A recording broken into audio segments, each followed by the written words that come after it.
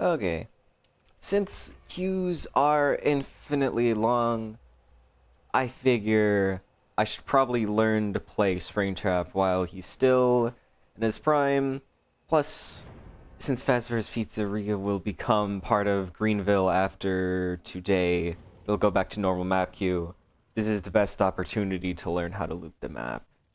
So, I should probably go ahead and play at least a little bit Survivor. As much as I am not a Survivor player, playing against Springtraps and just killers in general is a very important aspect of learning counterplay and learning how to use the power of the killer. Because the more, the more different playstyles you see, the more different playstyles you verse, you sort of better understand what's good with them, what's bad with them, and some such things.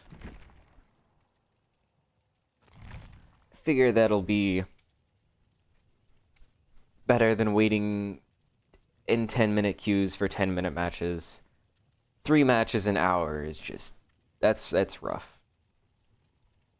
Plus, it'll give me time to. Plus, since I'll have faster matches with the BP bonus and yada yada yada, then I'll be able to prestige him at least. I'll get him and I'll pull up the ghoul. I went ahead and got the ghoul and I played him a little bit off string, and he's fun. He's kind of more fun than I wanted since he's so hated. But I didn't get to play much of him even then. I only played 3 matches to get his adept, and then I was like, okay, we're done. Because every single match people DC'd and were rude in in-game chat, because,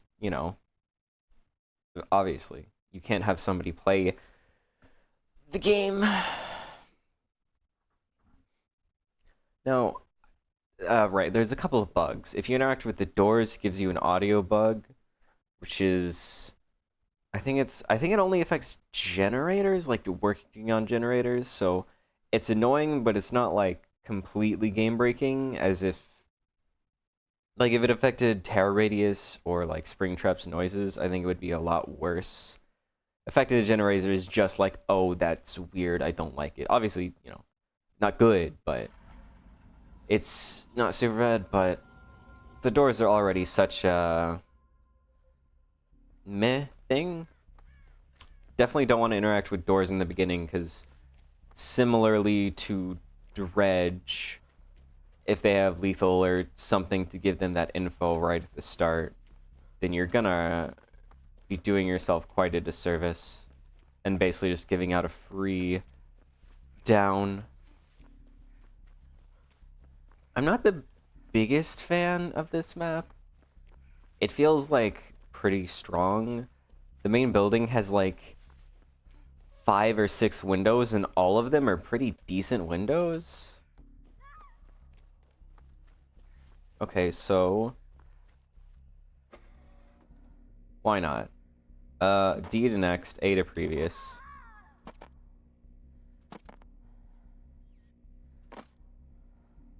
Okay. Control to exit.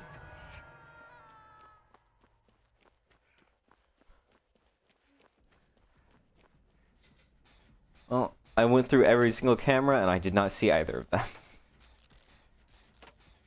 The chase took about as long as it took for me to scroll through every camera and realize there's nothing. Yeah, that gen sound definitely doesn't sound right. It sounds like it's behind me. So we have a boon, somebody sitting in the basement for no reason.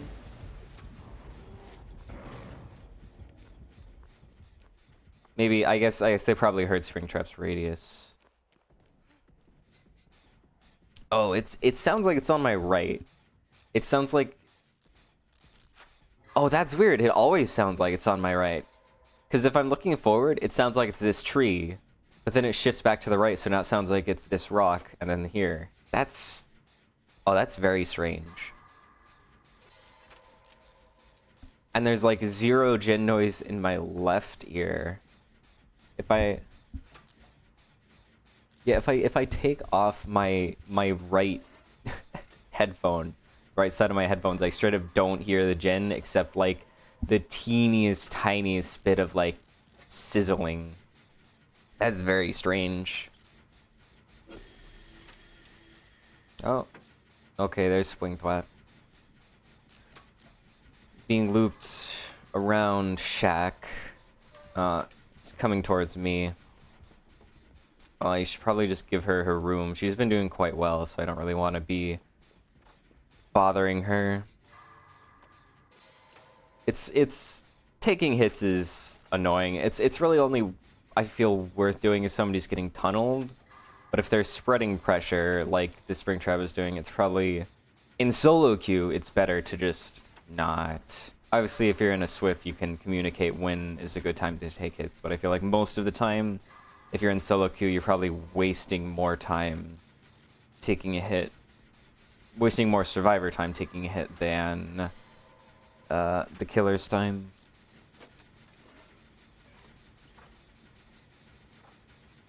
I do wonder how much RNG there is in spawns in here, because I feel like I've pretty much only seen the exact same windows. This window is obviously always there. On this side, there's a window on the left that's kind of weak-ish, and this window, which is kind of strong-ish. She is still chasing him around Shack. She has done very well. Apparently he kicked this. There's a security door immediately on my right. I'm gonna be on this side, that way I just get the tiniest bit more warning if he comes out of 2. I've heard... I'm interested, I would like to see him teleport out of a door, because I got survivors off guard much more frequently than I was expecting to, so I'm wondering just how much warning there is. I feel like there's very little. And you just kind of appear out of the door.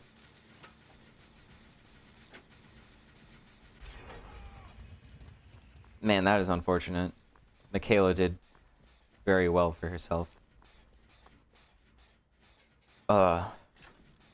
Okay, he kicked both of these Jins in the middle of his chase with Michaela.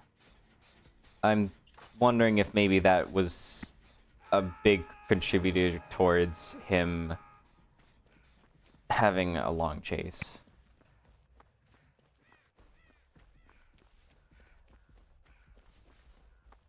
He's on both of them. I do have botany. Huh? Do we have a luck offering?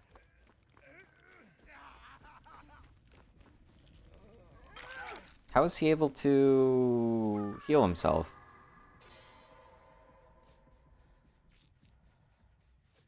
It's so weird. It's both highly directional and not directional at all. I very blatantly... Oh! Do you think it's Nemesis... What is it? It's Chucky Perk, Nemesis, and... the other thing. He tried to teleport in front of me. DMS is the one I'm trying to think of. Oh my god, okay. It's quite difficult to tell. I think Glitch Trap is quieter than Springtrap, which is going to make it even more annoying to be oblivious and his stealth. Springtrap, at least from the killer POV, Springtrap has some pretty loud stomps and animatronic metal clanking. But I think Glitch Trap is not nearly as bad. Oh dear. I'm just gonna have to trust Victorio on getting her, which he did not. That's very bad.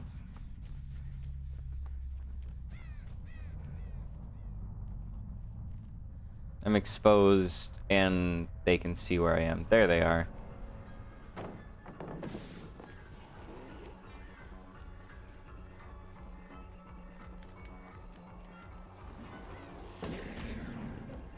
Not really a good way for them to get me. How much are they committing to this?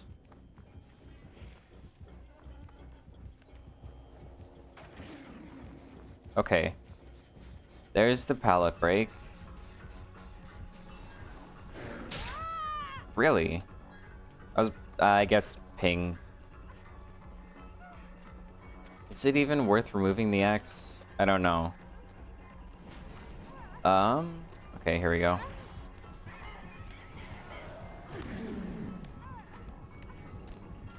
I don't think you make that. I'm kind of screwed here.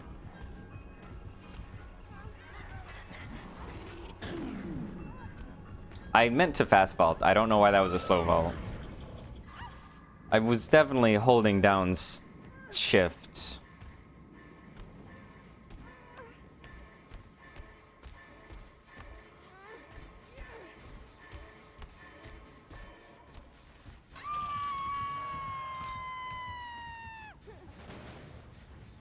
Oh, even the gen kick sounds like it's coming from the wrong direction.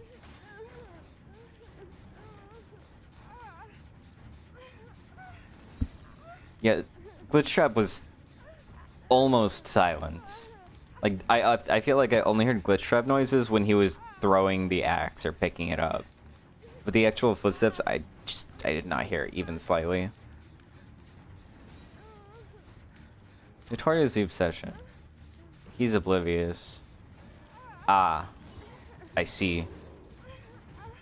Well, he does have kindred, so there's no mind gaming him, which is nice, I guess.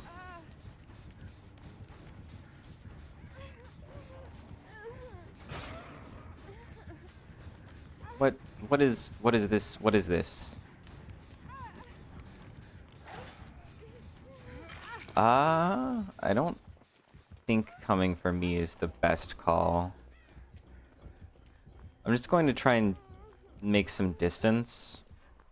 She's on death hook, unfortunately. I mean, this is pretty screwed. I don't really... Yeah, I mean, at this point, may as well play for hatch. I'm gonna heal myself. Vittoria will get revealed by friends till the end.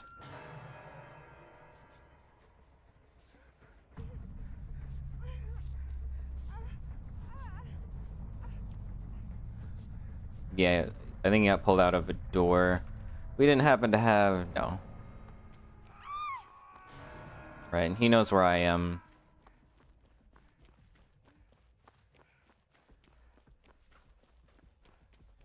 Because Nemesis shows the exact aura.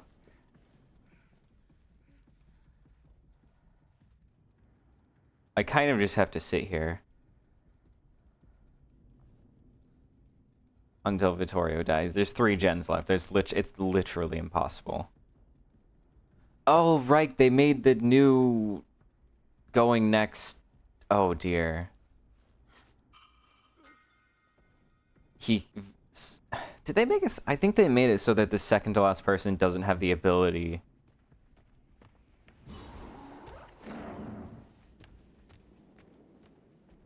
Ooh. Okay, so he does have footsteps, but damn, they're quiet. I don't think Vittorio is capable of making himself go next even faster. I think the change on... They need to look back at some of their changes for go next and AFK. Because there have been a bunch of issues with it.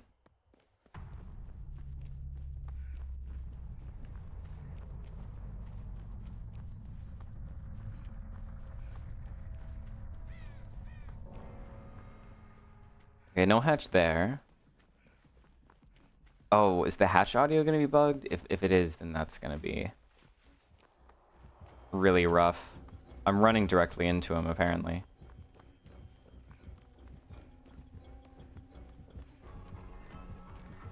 Ah, there he is.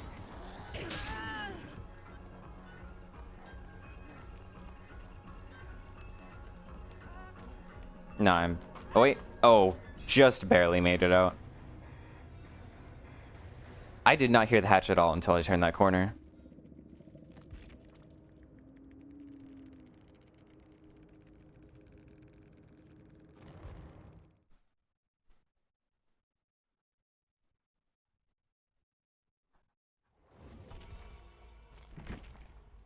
I mean... He pretty much... I didn't pretty much plays like I expected. The Huntress that turns into a 115 on a missed shot. But stealthy Huntress that plays turns into a 115 on a missed shot. Basically, when you're dodging into an open area is worse versus him than Huntress, since he'll catch up a lot faster. I mean open as in like no pallets or windows, not as in zero things to hide behind. Dodging behind stuff is equally valuable-ish, but since he catches up faster, you kind of need to have an immediate resource after you dodge.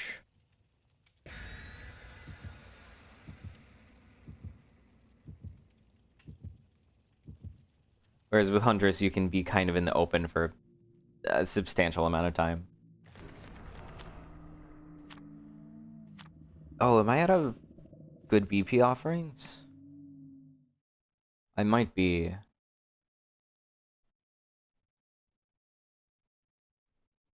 Since I don't spend a bunch of blood points on survivors, since I only really need the one, the one prestiged survivor. I don't have many offerings. And I only play the one character, really.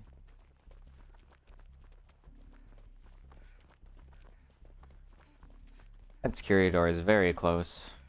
It looks that way.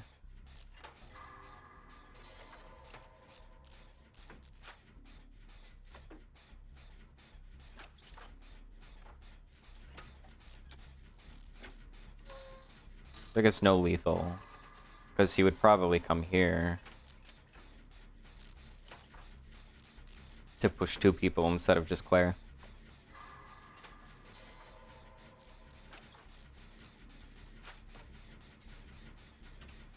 If these are the closest gens, that's a pretty, like, that's a pretty decent spawn. These are not really close since the center one is inside of walls.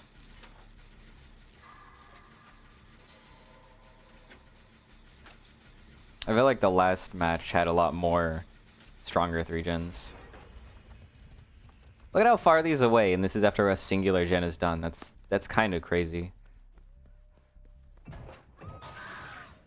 Oh, it was the endo jump scare. I thought that was Springtrap noises, and that he was right next to me, but no. I don't think I've seen the jump scare, like, looking up at it yet. I only hear it and then look up after it's already happened.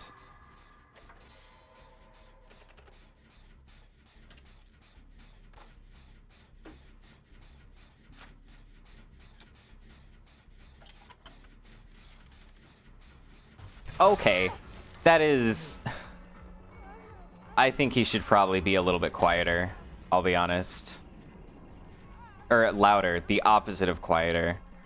Because actually, what the hell? Well, he has... I mean, I'm pretty fucked. My only, if I went around the other way, he would catch up to me quickly. I was way too close to him in order to dodge that axe. Yeah, I did not hear anything until he was like 4 meters away from me. Why can't they give that to Sadako? Why does Sadako have a 24-meter lullaby, but Springtrap, who has an even stronger chase power? And I mean, map traversal is probably about on par between the two of them.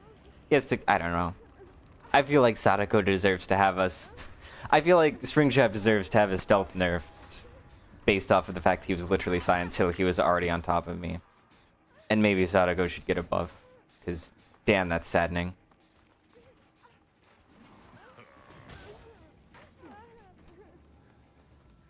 Ever since they made visual lullabies, Sadako has never felt quite the same. Wow. Those were fast chases, and we're already down to 2 gens.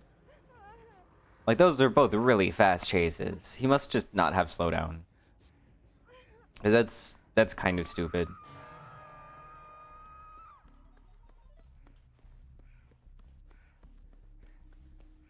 He's coming around to main via kinship knowledge. Okay, well, I guess he could also just be camping the hook a little bit, kind of. I'm gonna reassure her and leave her.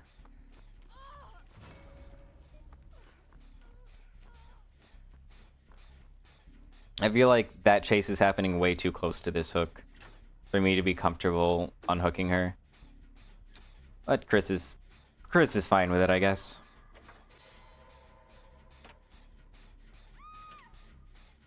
I guess it's far enough.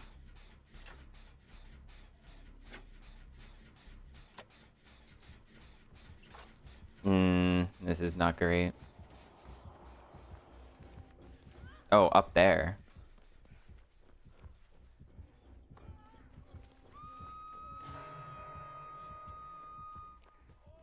Okay. Does he see us? He does not. He has no idea. I can kindred her through this wall? Surely not, right? Nah, it's just a little bit too far. That's a shame. Maybe if I was on the show stage, I could kindred her through it.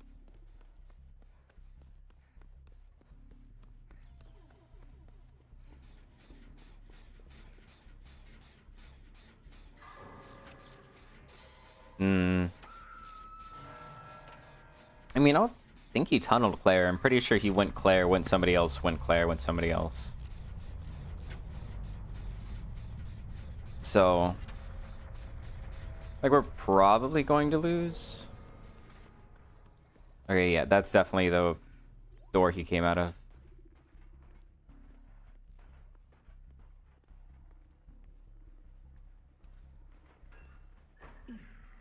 He thinks, he's very convinced that I'm nearby.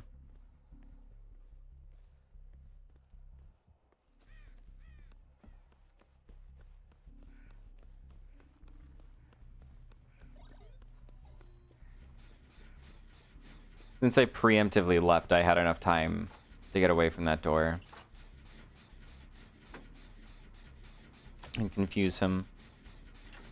One gen left. Okay, actually, maybe it'll be possible. If the next person that gets in chase isn't me, they could easily run him. Well, that is unfortunate.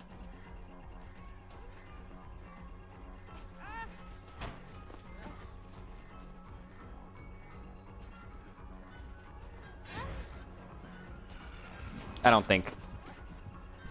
Oh, damn. I thought he would throw it immediately.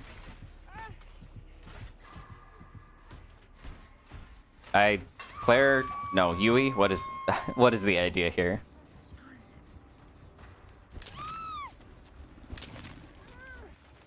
One, two, three. Am I this feels like a stronger 3-gen than any of the other 3-gens Deja Vu told me. I guess that's further away than it looks.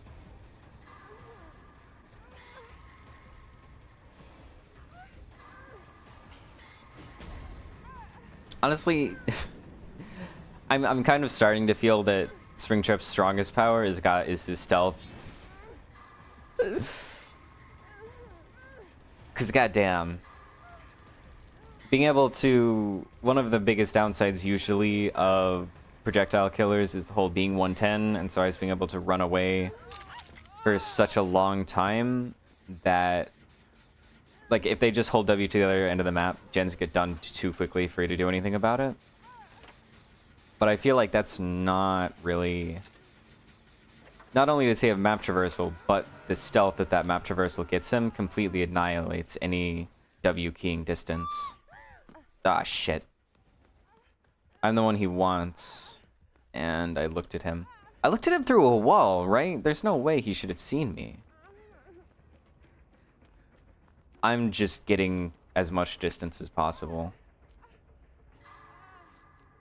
And I'm trying to give myself an extra health site, because I am the slab of meat on a platter that he needs to win this game.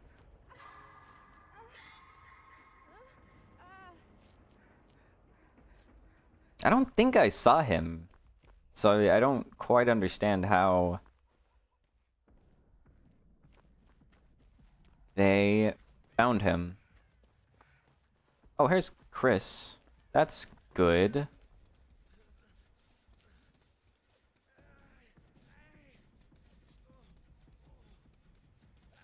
Okay, Yui's back on center gen. I don't want to touch center gen. I feel like Yui may be able to stick it. No, no. Is somebody else on there to finish it up? Is Chris over there? I don't think so. Okay. I kind of have to go for the insta-save. We need to be moving as fast as possible and splitting up. Is he on me, or... Looks like he's on Yui? No.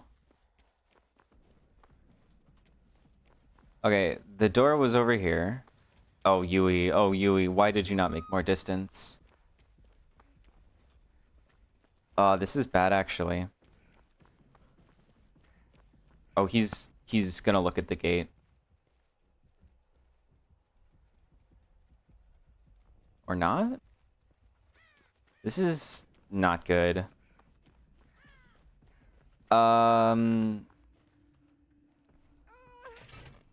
Maybe I can get Chris.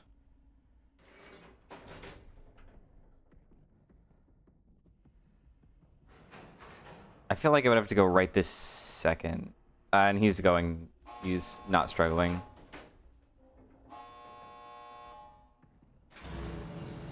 Honestly, I feel like Yui getting hatched is more realistic than me helping her.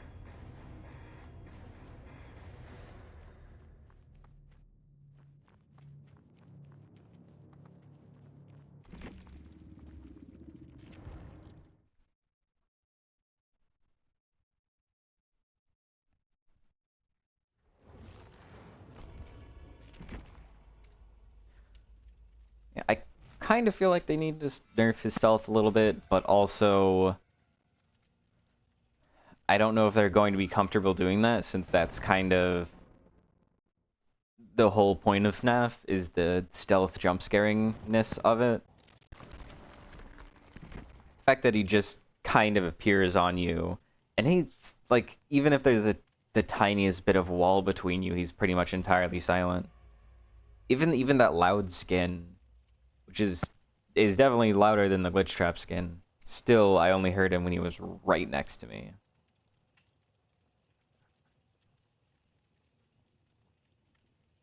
I feel like maybe they need to make it so that similarly to what happens with Demo, where when he uses a portal, his body starts appearing through the portal an extra, like, second before he's actually in control. I think they need to do the same with Springtrap, where the door makes the noise and his body starts appearing through it a second before it actually happens. Because as it is, it looks like it's only like a quarter of a second, maybe half of a second before he's in control of himself. Which is really not enough time, given how good his anti-loop is.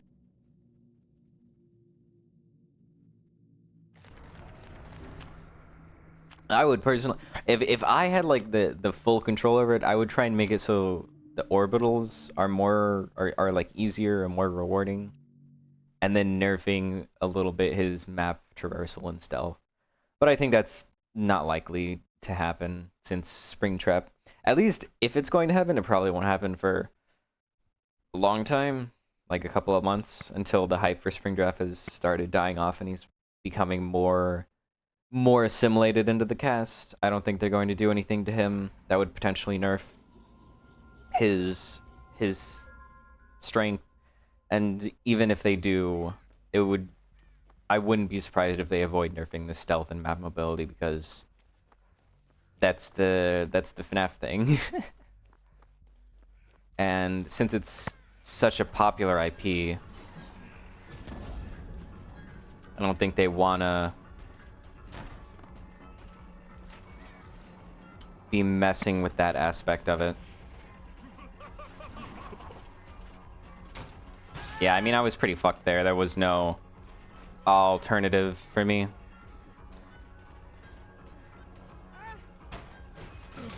Well, I baited him. I mean, I'm dead here.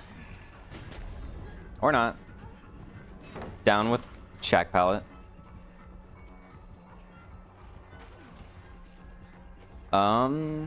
Sorry, Claire. Well, he wants me. I can see where the hatchet head is aimed at. Hello, Pallet. You're kind of a mediocre. This is a weak-ass fucking Pallet. Okay. That was some... ping. 140 MS. Yeah, okay, well... that explains that. I was like, man, I thought that I actually did that really well. But 140... So basically every single filler palette is going to be useless. This is what that means.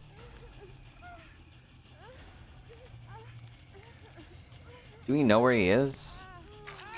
He's not chasing anyone, so I really don't want to be right there.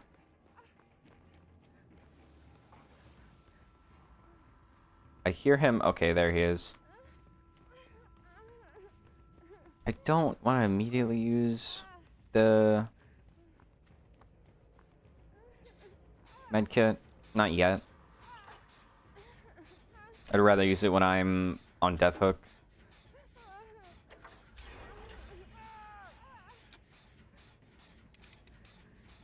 Okay, well, there's a shitty death palette right here. I think over there is a loop. So if he comes from this side, there's main. If he comes from that door, I'm probably fucked, because I won't have enough time. Maybe I should just throw on Sprint Burst, honestly. I feel like his stealth is strong enough to the point that there's not really going to be a good way for me to do anything else.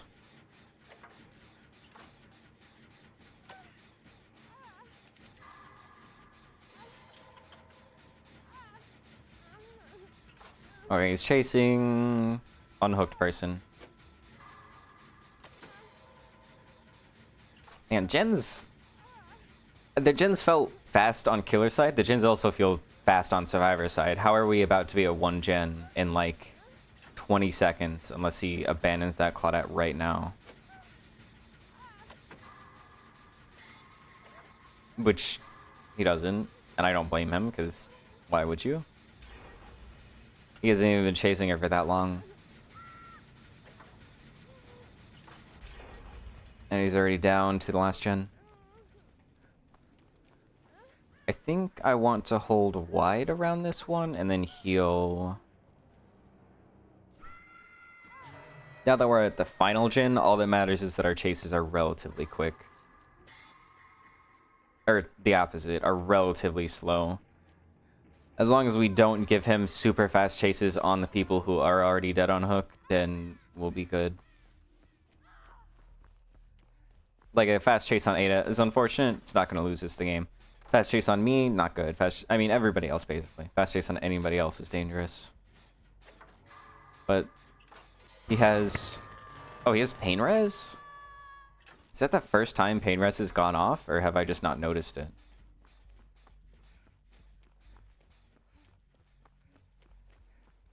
Okay, well, Claudette is going for the unhook.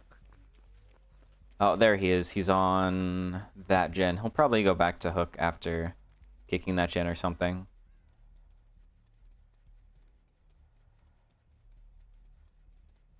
Okay, he must have gone in the door, because I saw him. I'm a little bit scared that he's just sitting around with going to grab me off this gen, like Insidious or something, but no.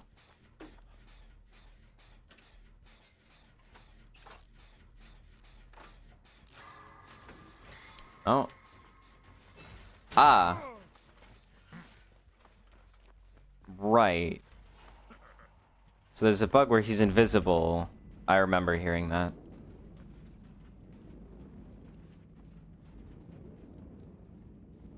Right as he comes out of the thing. I started running based off of noise. which even that only got me like a second of distance. I don't know. If you just go based off of noise, it's okay.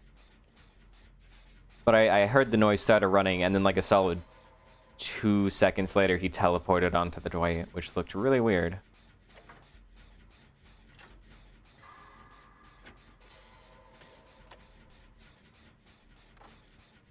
Okay, so he's very close to us. Given that axe throw. Okay. I guess he has been holding his pain reses until the end.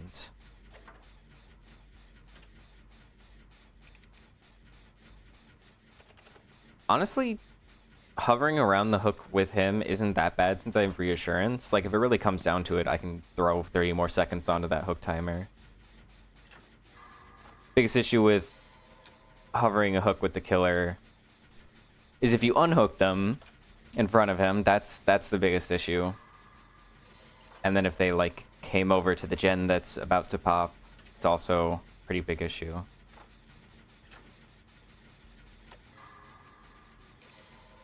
It's... Man, this gen is so close, but if Springtrap like looks over here... But he's very, very committed to the Dwight, fortunately. This gate is almost... Oh dear, this isn't good. He's very, very close to this gate. Claudia took a hit, but I mean, there's no way Dwight gets out. Where is Claudette? Over towards the other gate.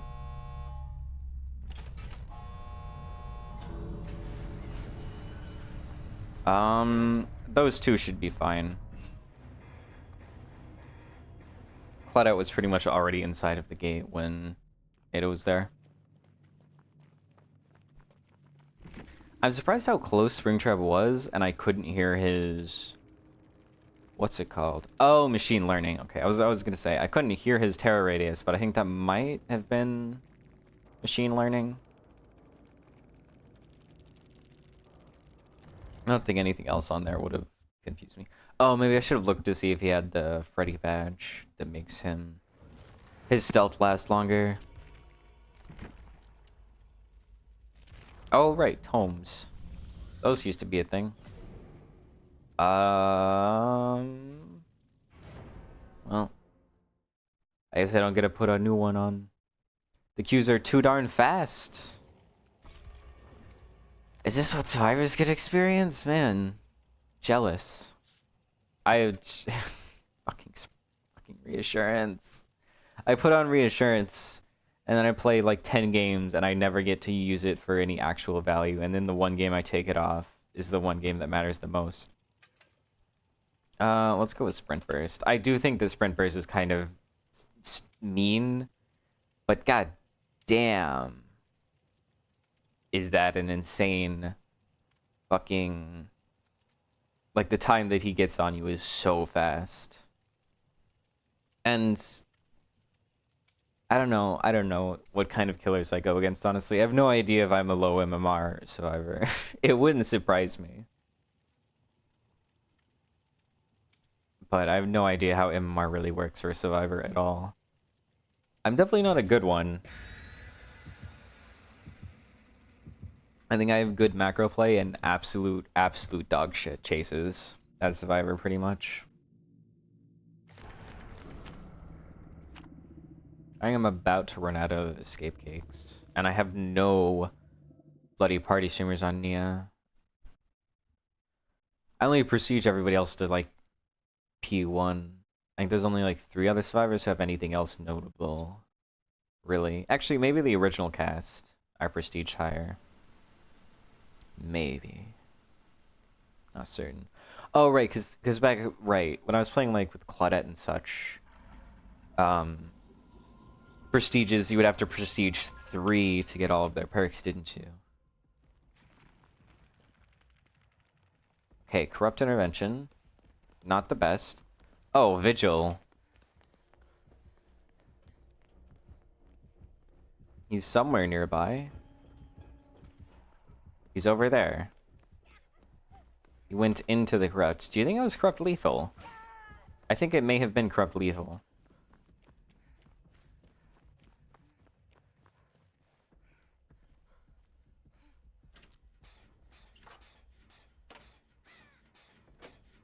It's not that bad of a combo.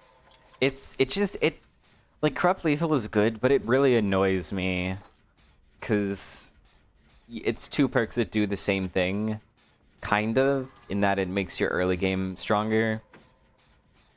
And since your early game matters so much, it's worth doing that, but it still bothers me.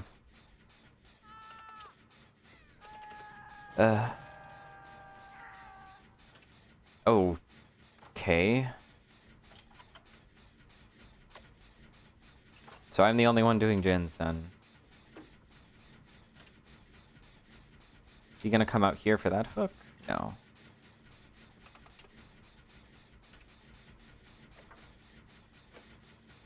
Was that a Springtrap perk scream, or was that a Steagle scream, I wonder? Well, oh, that's bad. That's not good.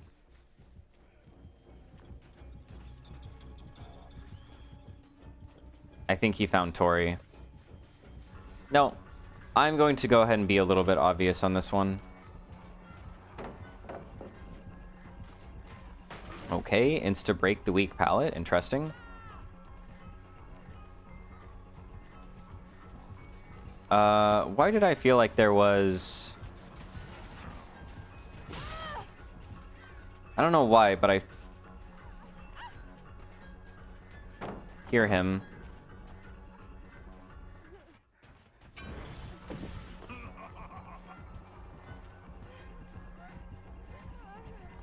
Okay, distance.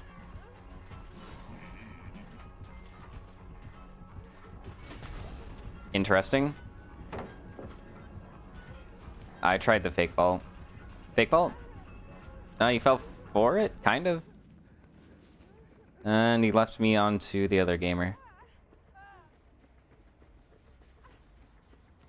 Well, middle Jin will pop, but we're already in pretty dire straits. Kicks the Jin Yoichi was on. It looks like he's coming back towards security door. Hopefully it's not that door. It is. Of course it is. Oh yeah, he straight up teleported like 3 meters away from the actual door.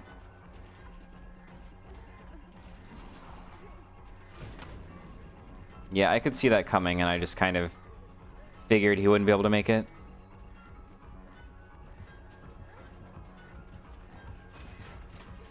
I think we drop Shack here.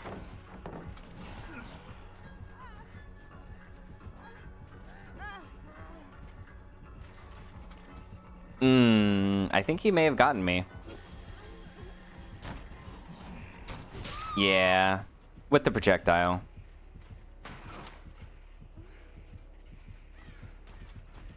Trying to pull myself as far away from basement as possible.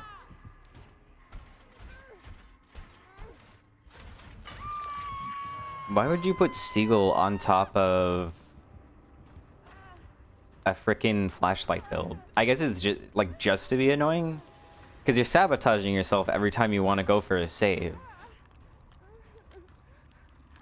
Because your flashlight won't aim at their faces if you're screaming. And also you give away your location if you look at him too early. Like, it has to be Steagle at this point, because nobody else has screamed except him. So it's not Springtrap perk.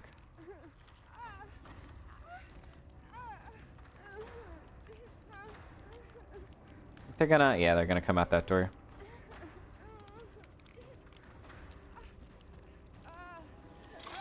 And Yoichi is on Death Hook.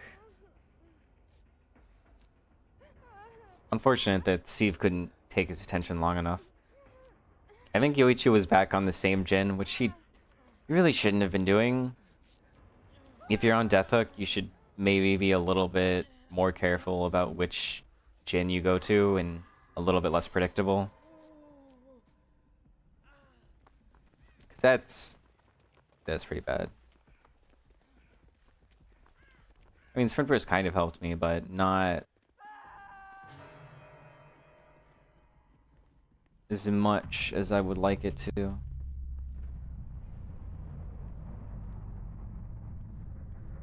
I kind of want to use the door to reveal him, but I'm worried he's just going to immediately come out of this door as I touch it. I'd rather not give him the free down on me. I believe Yoichi's gen was over here.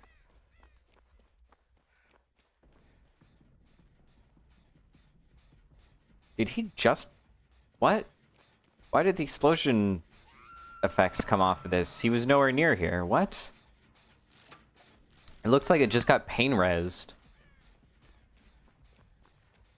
Oh, Steagle has 3 full stages to go through. This is awful. That one. Why did they reverse the security door prompts between Survivor and Springtrap?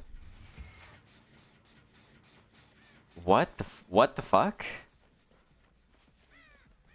Wait, did they? Hold on, I pressed... It said space to access security door, but that pulled me out of the security door. There he is, okay.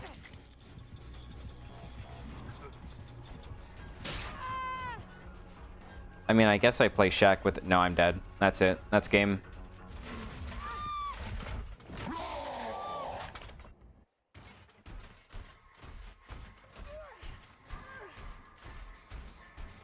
Okay, I get to see what the new... I mean, we're at 4 gens, which is prime... Like, this game is over. Yeah, okay, it's just Eagle. This game is over. But I'm not going to get to go next. I don't... I feel like you should be able to do that after one person dies. I get when there's 4 people alive, you shouldn't be able to go next. I think that's a completely fair and reasonable way to do it, but... Once you're down to 3 people, I feel like the game has been played to such an extent that most of the time... Not always, but most of the time, people are going to see it through to its proper conclusion.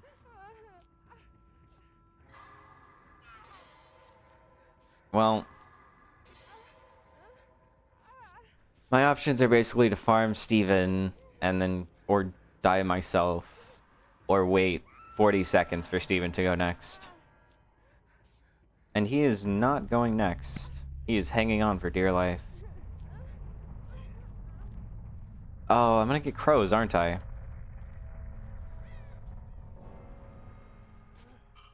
I don't really want to save a Steagle, especially when it's just not the correct choice. What the fuck was that? Oh, he didn't throw it. Is there literally anything? There's this shit pallet where I'll die on.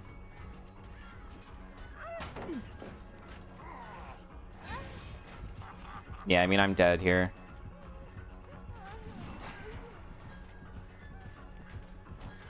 I mean, what the fuck do I do?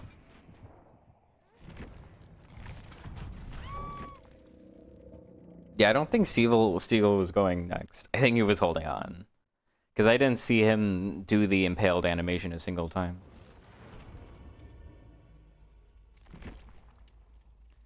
Okay, I'm gonna take off reassurance and immediately be punished with a friggin'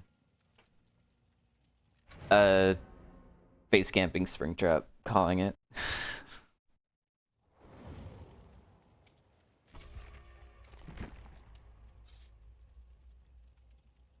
One of the biggest issues with reassurance is that you throw it on somebody and then one of your other teammates saves them. It's like, well, shit. What was the point? Like, because there are times when it's reassuring somebody is good, even if you could save them, and then your other teammate will still pull them off hook. It's just like, goddamn.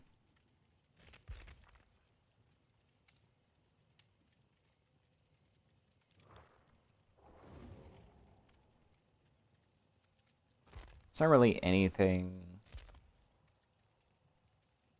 that I think is super good. Like, sure, I could throw on Vigil for Sprint Burst, but eh. Even Sprint Burst was kind of eh that round. Because most of my chases happened when I was already exhausted.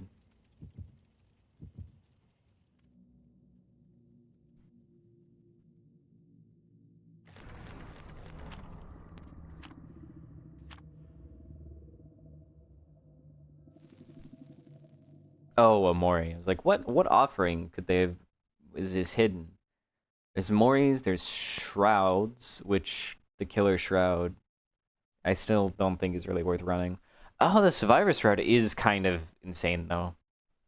And map offerings are deactivated in this game mode, so it's not that. Even though they made them upside down, I don't know why they made map offerings secret. I feel like that was a strange choice, personally. I don't worry, I was just 99ing my sprint burst. I didn't at all forget and immediately waste it. Definitely not what happened.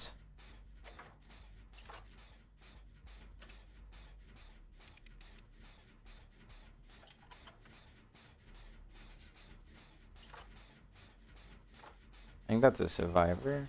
Oh.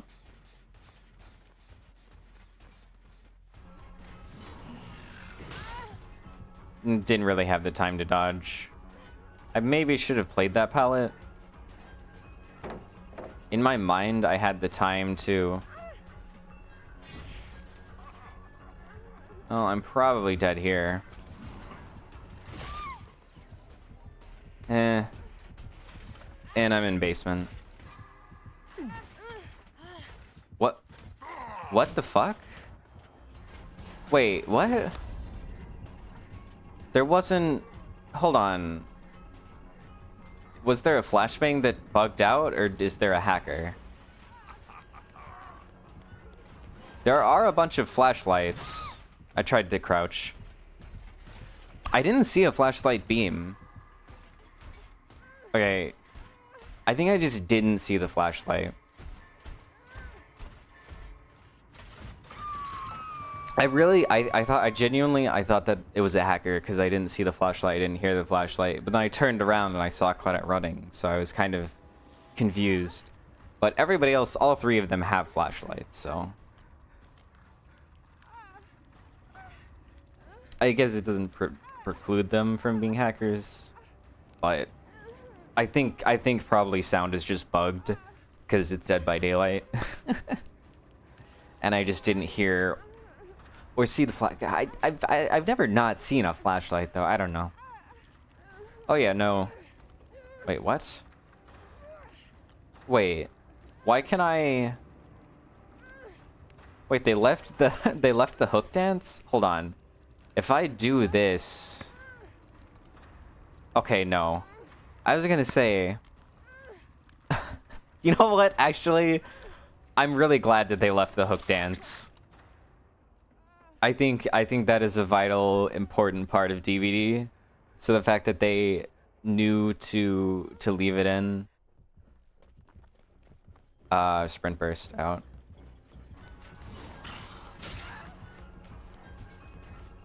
Well, I thought that was an out. I guess he's not tunneling me. He just went back because it's the only one he knew? I don't know.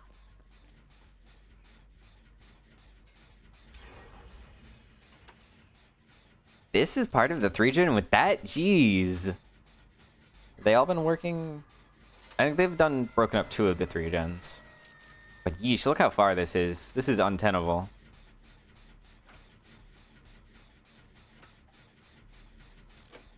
Like, these 2 are already, like, this is a medium distance. It's close enough that if there was a 3rd one on that row, it would be rough. But goddamn, that is far away.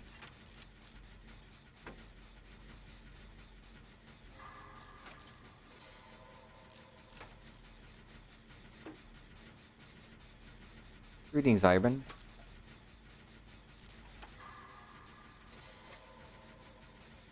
I mean, If these two, what's... I guess the last one is going to be on that side? Surely.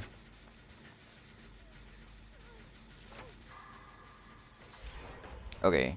Heal Claudia. No will make a value. Maybe I should just go back to botany. Yeah.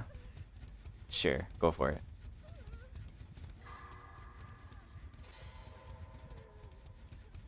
Okay, yeah, it was on that side. No, my sprint burst.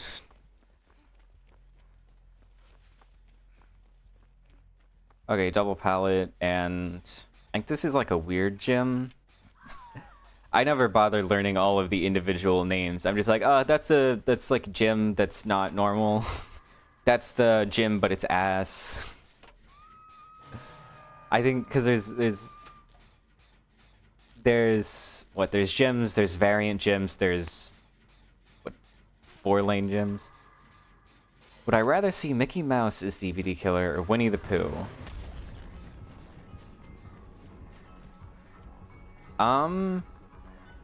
Well, Winnie the Pooh has already had a horror movie.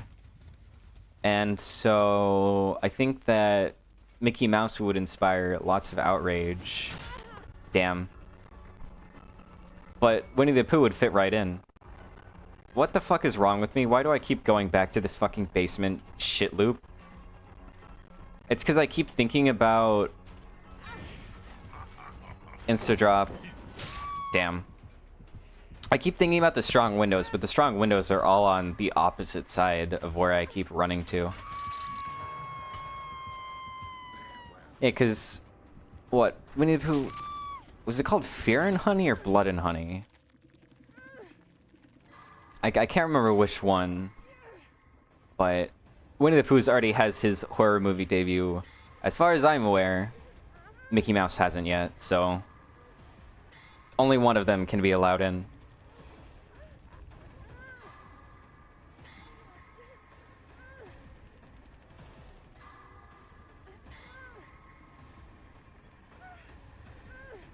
I did pull him as far away as possible, but with the movement, it's kind of difficult to really pull him completely away from a gen. He is full committing on Ace3, so I can go ahead and take this heal that I really shouldn't. I should be punished for. And since that gen's about to pop, I'm not even going to waste Sprint Burst until I see where the gates are. Ah, the opposite direction. Transfer on the Claudette. Okay, this is Laura. Yeah, this one's Laura. I guess I could go for the far gate. In case that they... Oh no, Ace3's on that one. Well, I guess that's everybody accounted for. Where is Claudette, I wonder?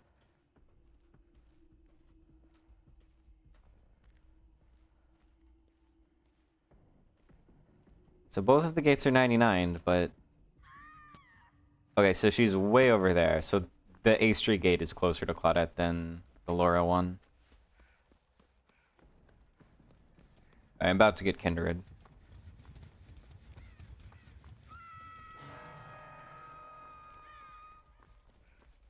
Okay, so open this gate. And then we can start working towards pulling Claudette over.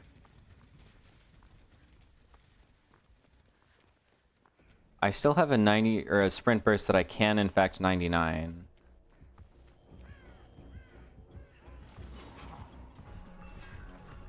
I think he's going to hold this up until somebody tries to get the pull. Okay.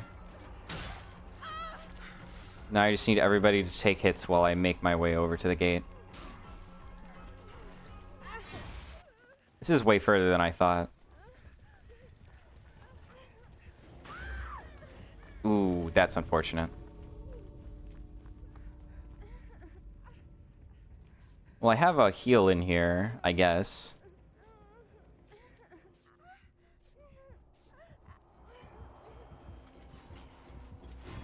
Yeah. I guess I probably should have gone further into the map to heal. But I figured that he was going to come push us out. I think they probably can still get a save with the two of them because they're right next to the gate. And Springtrap doesn't really have much he can do against body blocking. I straight up did not use Will Make It at all. Give me gosh dang botany back.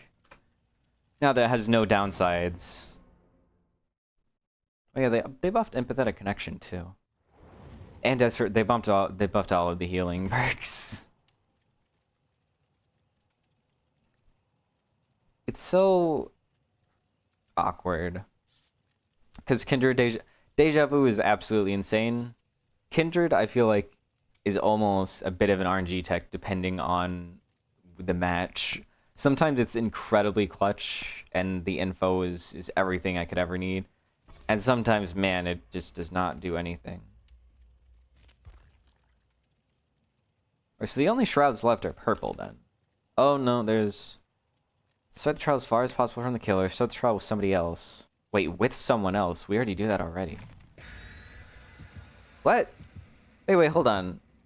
They changed the spawn so we always start paired up with somebody. Why does the shroud of starting with somebody else still exist? I don't think that does anything.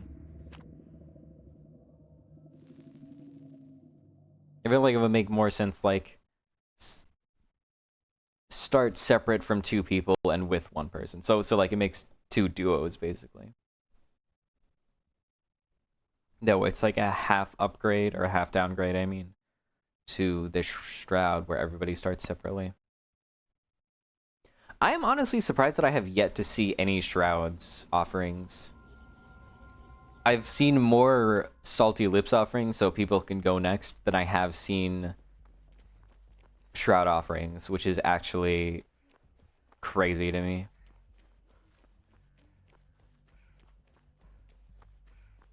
Okay, so that's the nearest door. 7 is also pretty nearby. This is kind of awkward. 7 is like far enough away that I don't think it's gonna make noise, but it's also pretty close. I think I saw her running into main. I feel like the main building in here is kind of stupid, kind of crazy. Because every single window in here, which is on like the half that's facing me, all of them are quite strong. And kind of brainless. Like there's not really any mind gaming, it's just like take the window 3 times and then run off to a pallet. There was one of them.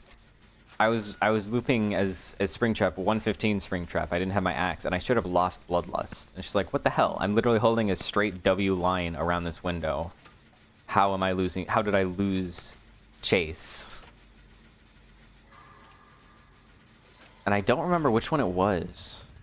Okay, 2 over there. I wonder if it's worth pulling up Fixated. Too much walking. He goes into a window. You think he comes out of 7?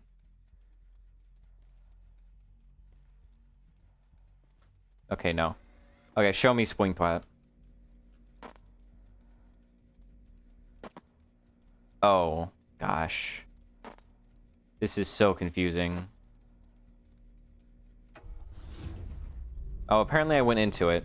Why is space go into door and control come out of door? But but it's reversed for killer. That's such a poor design. I don't know why they did that. Cuz space can't. Oh, right, I bugged my audio again. Whoops. I feel like they should reverse it back on killer, cuz going space into a door and control to cancel makes more sense anyways. But the fact that they specifically screwed them up between killer and survivors really dumb. I don't know how you messed that up. It is completely in my right ear and nothing else. It's audio bugs go crazy. I bet like every single new player to DBD is going to come in I'd be like, man, why do the gens always sound like there's behind me? Because most of the people interacting with doors are going to be people from FNAF trying to play FNAF, and they're just like, damn, audio in this game is terrible. And I mean, they're not wrong, but like, it's not completely the game's fault, because it's a bug.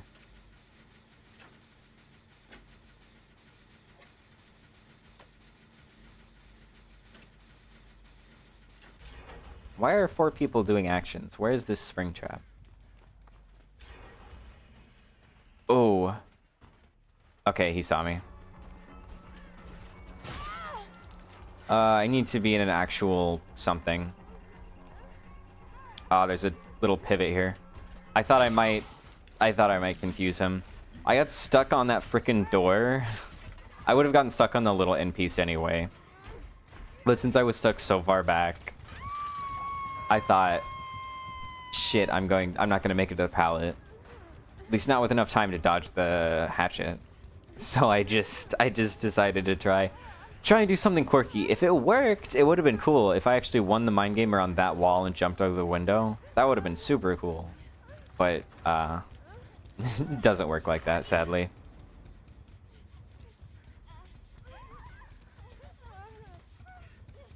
We have Aurella and Empathetic Connection perk.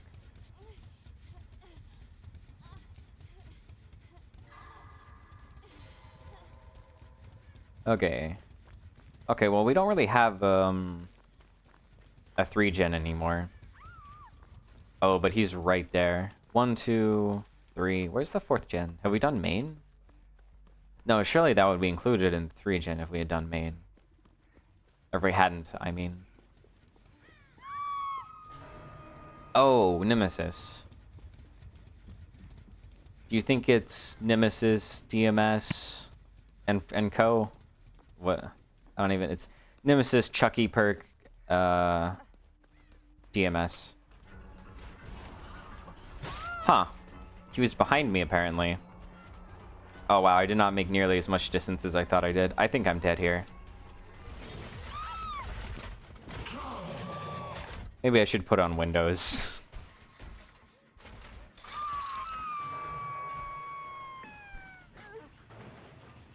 I'm so used to getting hit with a hatchet, meaning that I make a Huntress hatchet's worth of distance, but since Springtrap becomes a 115, that is not true. You do not make a Huntress hatchet's worth of distance, you make like half 100 hatchets worth of distance. He's like right on you immediately.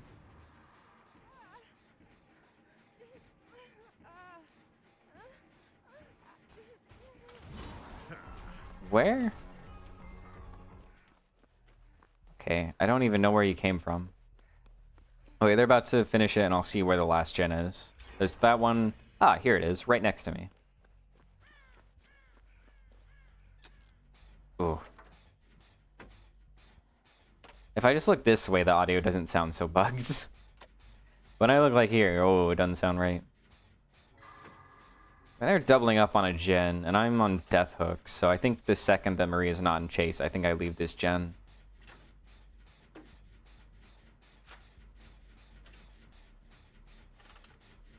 I feel like he's playing too much into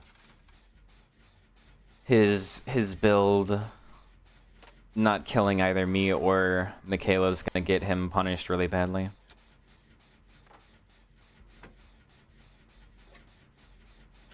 And I'm right next to a gate, so even if they end up finishing that gen, it's not like I'm wasting time here.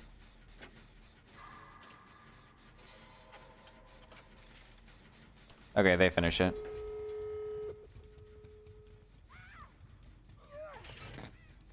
So if I get called out by this perk, by Nemesis, I'm probably in trouble.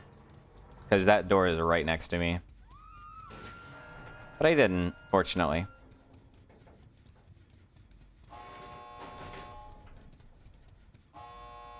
It was Fung.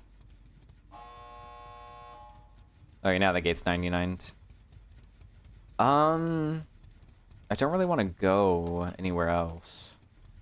I feel like this gate is the best place.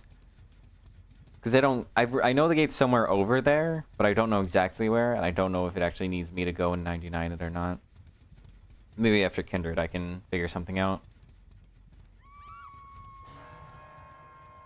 Okay, Maria. There's Michaela and Maria. Okay, let me see if I can't open up the gate that's on this side. I'm pretty sure that it's like right there.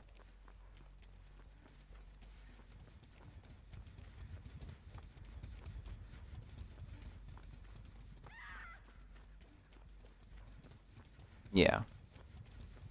That's only half open.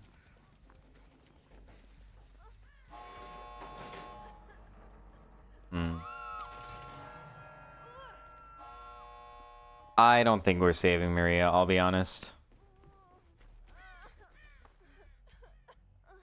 Oh wow, even Feng's moans of pain I hear on my right. Oh. I tried, I swear it looked like he freaking teleported. Well, Maria probably gets out in exchange for Feng. Probably, hopefully.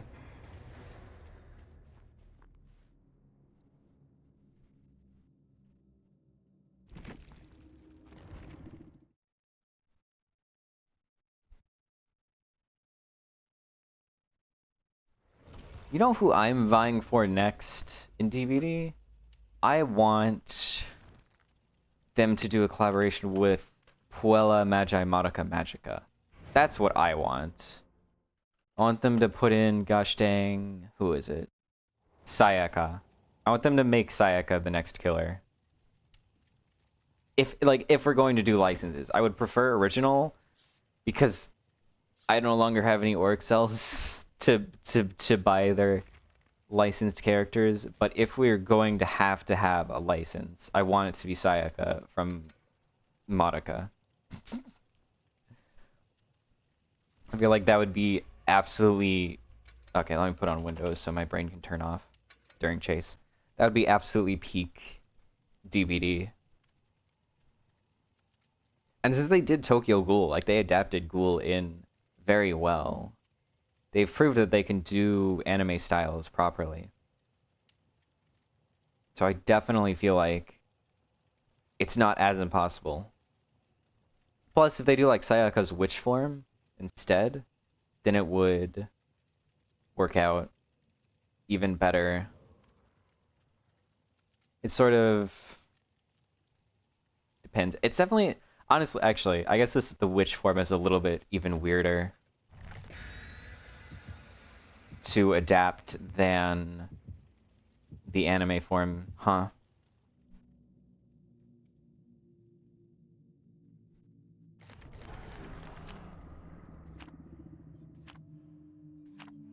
Since it's so, what's the word? It's like scrapbooky almost. It's not made in like an animated style exactly, or not a traditional like anime style. It's very rough, and it doesn't exactly have eyes properly. It's a very interesting design. Most of the witches in Madoka are quite interesting. But I think it would be a very cool collab. I think it's very unlikely given the scale of Sayaka in if they were in witch form, if they were going to do it, they would probably do base form because the witch form is like adding Godzilla to DVD. It would be cool if they do. They would be an awesome. It would be the game would finally be amazing if they added Godzilla to DVD, but like they're not going to. It just doesn't quite make sense with the person to person level that DVD is. Huh. He came right out of that door as I sprinted past it.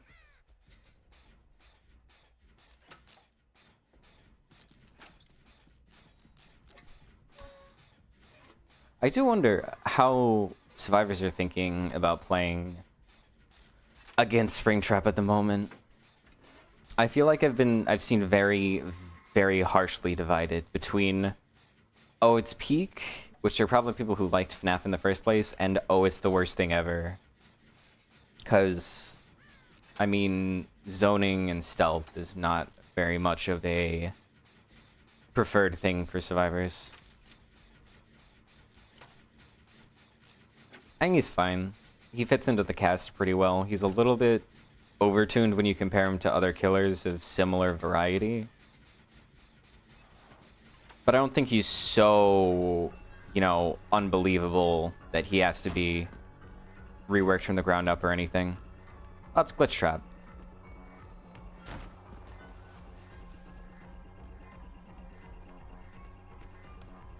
Ooh, I got him.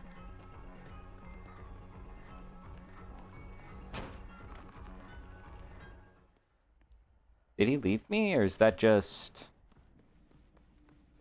I think he left me to check on that gen. That is one of the many incredibly strong windows. Okay, there's a little bit of RNG, because that window can actually be a pallet. So there is some RNG on the FNAF setup. Ooh, that's gotta be rough. Okay, I did hear him. The fuck? I heard a footstep and it sounded like it was right next to me. And I looked around and I didn't see him, and then I heard nothing for like a solid second, and then I heard another footstep and he was right there.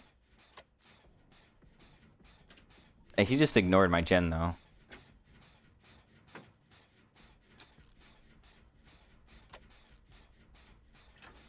Yeah, so I would like them to maybe remove a couple of windows from the main building. Also, the super duper Giga God palette that spawns in there, there's like 2 or 3 God palettes. I think one of them is just incredibly long, but you don't really notice how strong it is since Springtrap has a projectile to shoot over it. It's like not that big of a deal, but against normal M1 killers, it's pretty rough. Because it is a gigantic... The ball pit palette is what I'm talking about. It only spawns half the time, and the other half you get the super strong window. And I feel like normal M1 killers are not going to be able to play around that ball pit palette. There's just nothing you can do. And I'm not really a big fan of really strong palettes that are just a strong palette and nothing else. Things like Shack, like in a limited number, things like Shack I think are good because it's about forcing the palette down as soon as possible with the window next to them. So you're trying to optimize them forcing out the palette with as few window vaults as possible. And so like there's skill expression there, even if it's a really strong tile, even stronger than like just a God palette, there's more skill expression. So I prefer them to have like, you know, 2 or 3 structures like Shack and 0 God palettes than like 6 God palettes or 7 God, however many God palettes would be the equivalent strength, because there's more, it's just more interesting. Oh.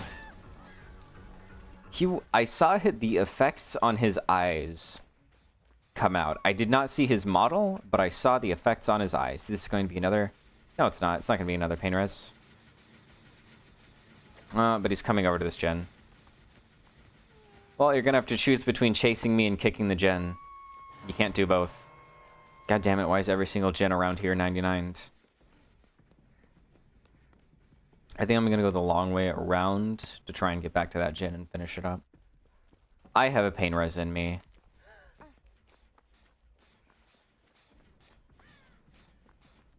Do you think that's popped or just... Alright, I think that's just normal 5%. Alright, help me finish this gen, yeah?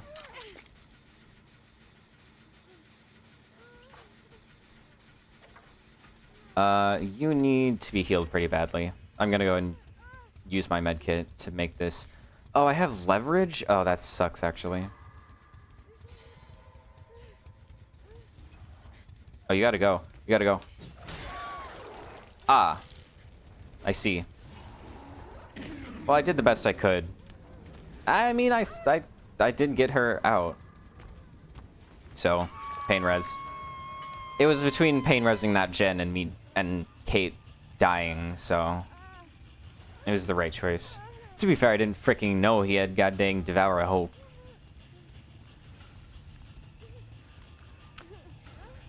I wouldn't have healed Kate in the first place if I did. Wait. Okay, no luck offering.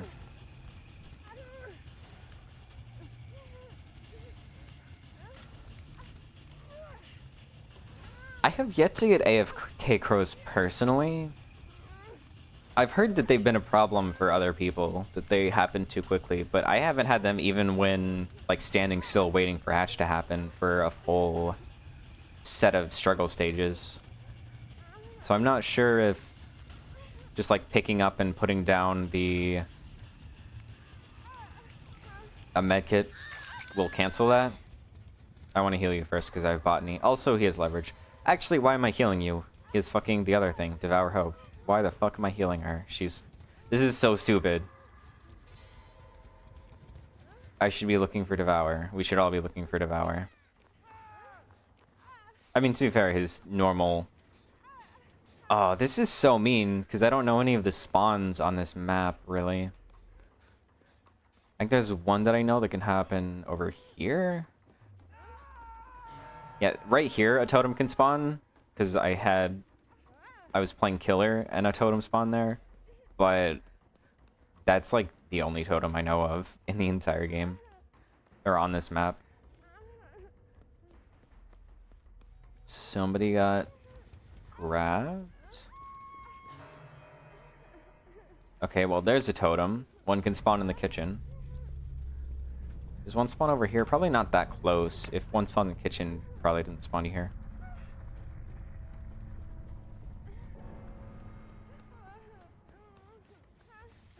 Hmm.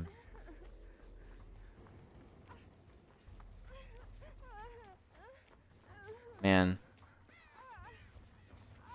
We were doing quite well until that Devour Hope hit us. He's not transferring onto me. He probably should have, but I guess Devour Hope value.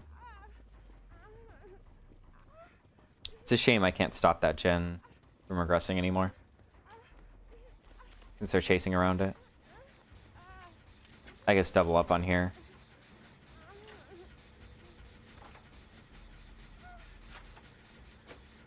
If he comes out of that door, I'm screwed. I have no sprint burst.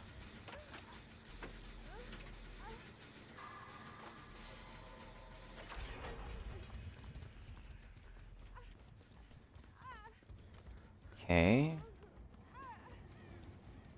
Rebecca's not in chase, and she hasn't been for the last, like, 20 seconds.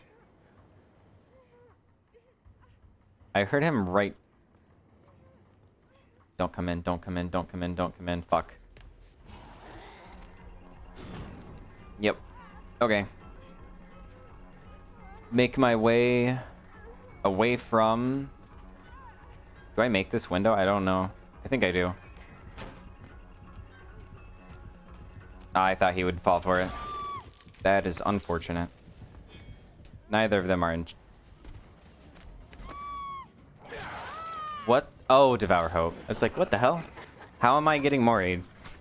Devour Hope, 5th stack, right?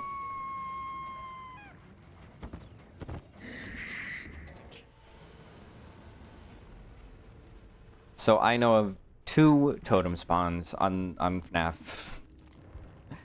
One in the kitchen and one in the backstage. I am going to take a quick break.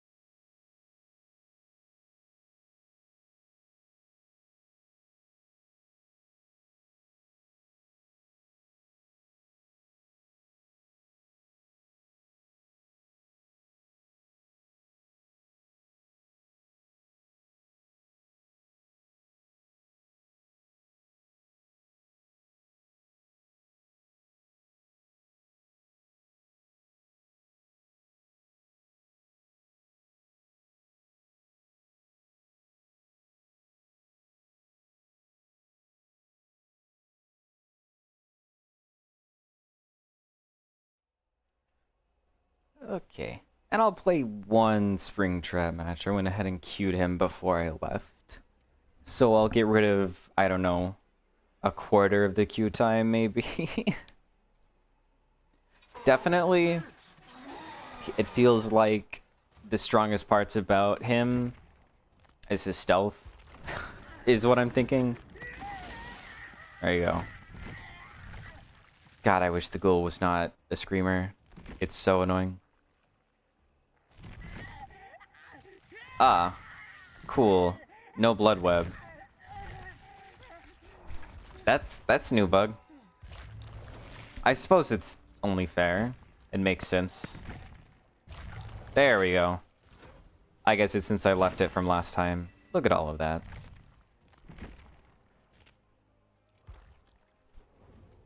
I guess if you just need to do one more update and then it'll unbug.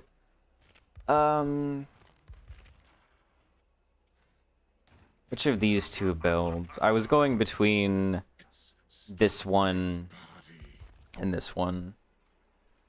The main thing that I learned, I played him some more off stream, and the main thing I learned is just like going for orbitals does not at all even remotely seem to be consistent or like a good strategy. And like I'm sure that, you know, in like a year or two when people are really good at him, it's going to be like Wesker Tex, where it's like it's probably not practical against like really good survivors or prepared survivors, but it's going to be good enough that you can do it in your average match and it'll be worthwhile doing. That's my current prediction on Springtrap Orbitals. It looks really cool, but it's just not going to be super practical. At least not for a while, except for the people who main him super duper strong. I tried looking at the... what's it called? The hat? No. Freddy's hat, yeah. The axe weight add-on. And it's pretty much... it definitely does make orbitals a little bit easier, but not nearly... but the benefit you get from it is not nearly as much because you pretty much your axe only goes like 3/4-ish the distance. So you're outside of orbitals, you're so much worse. And even though your orbitals are a little bit better, orbitals are still pretty not great. Even with the weight add-on. I feel like probably like guard badge and streamers and restaurant menu are going to be the best aside from Bonnie's guitar strings. This one's actually a little bit crazy. It's really good. But from like the blue and below, I'm thinking that those three are probably going to be the best add-ons to run in general. And then once you get to purple, like I mean, I haven't experimented much with Foxy's hook, so that might also be quite good. But once you get to purple, it's like, I mean, Endo CPU is quite good. Celebrate poster is supposed to be really good. I can understand how, but it's there for a second down or second hit, which is it's just good because it's since your first hit is easy and then you have time off where you're you know, you don't have your power for a couple of seconds. It makes sense. Like it helps to round out the second half of his chase. This is again even a step above orbitals in terms of how it's there just for funny clips and not really practical. Upright palace within 32 meters. That's good, but not amazing. 12. Oh wait. Oh, sorry. Within 32 meters. Never mind. That's actually sorry. For some reason, I got I got 12 meters, but no, it's 12 seconds. Okay, never mind. That's actually really good. Throwing an axe. So like what? Eerie Remnant, Celebration Poster, Endo CPU, Foxy's Hook, Bonnie Strings, security badge, streamers, and restaurant menu all seem to be some of the best add-ons for him, in my opinion. Which is honestly quite a bit. It makes sense that he has so many good add-ons, and even the ones that aren't good necessarily aren't totally terrible. They don't seem to be as impactful to me. This one or this one? Let's run Zanshin. I guess I have no info here, though. Whatever. It's fine.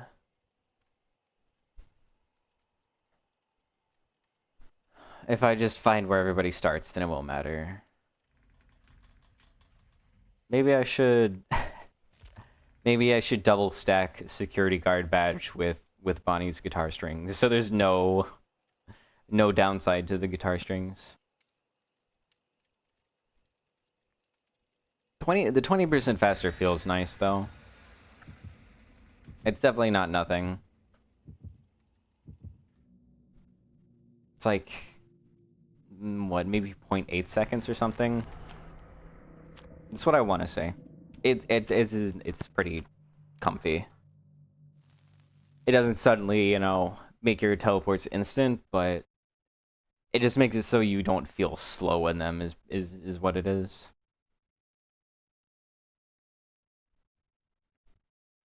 Right, Freddy. I don't... Where does spawns happen on the Freddy map? I don't know. They happen in Shack. They happen on the same side as Shack. I think somebody spawns inside of the main building, or that's a potential spawn. I spawned on the side of Shack.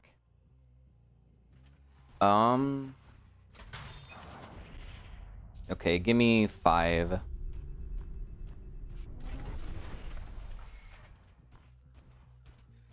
Nobody's around.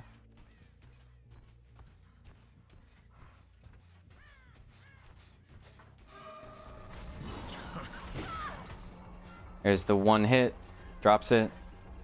Wow. That was incredibly greedy for no real reason. Nobody's behind me to take it up. Damn, already? Wow. Go on. Scream.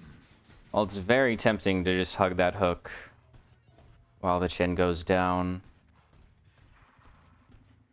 I heard you.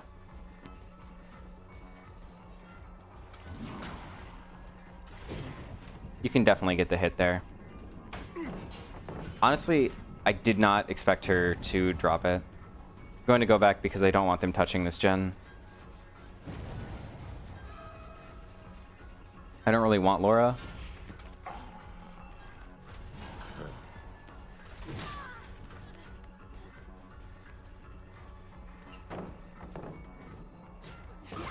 She delayed it a little bit longer than she had time to.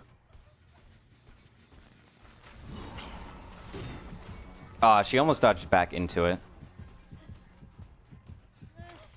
I'm gonna pick it up and then... Hello, Laura. I guess she was just healing right there. Don't touch my ruin gen. Yeah, if they just spend the whole time here trying to defend this gen, it's gonna hurt them pretty badly. Okay, Laura's going back towards the hook. Can't say I recommend that. I really wanted her. Ooh, that was a pretty good shot. That... Maybe Hunters could do that, but I think maybe not. 5.5 speed. You are such a greedy goose. You're playing like you're in a Swift, and your friends are right next to you. Do you think they're doing that gen that I keep coming back to? I think they might be. Yep. You can't be so predictable. There we are.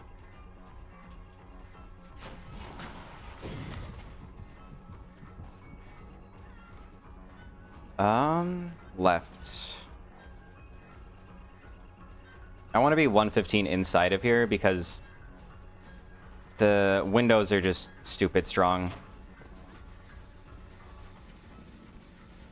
So it's very important to be fast so they can't infinite you on them. Yeah, she's just holding this window.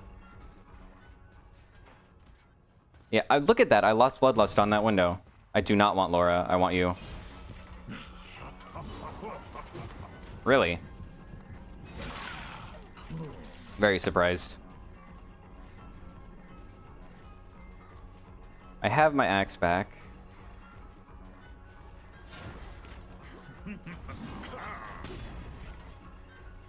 Drops it. They'll finish that gen now, but I have gotten so much out of them for that gen, I think it's fine. And I can throw up Penty now.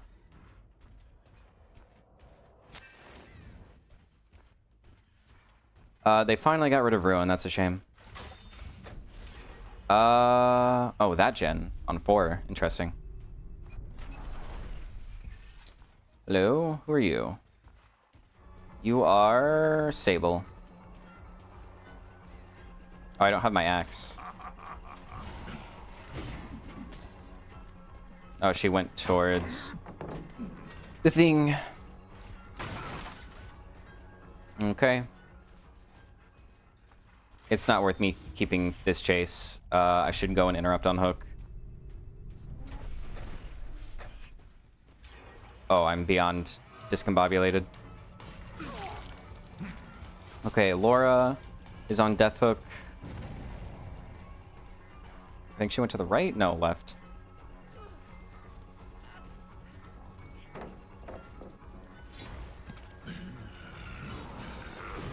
Damn. She'll drop this one? No. I don't think she drops this. Really? That was a miss. I don't understand.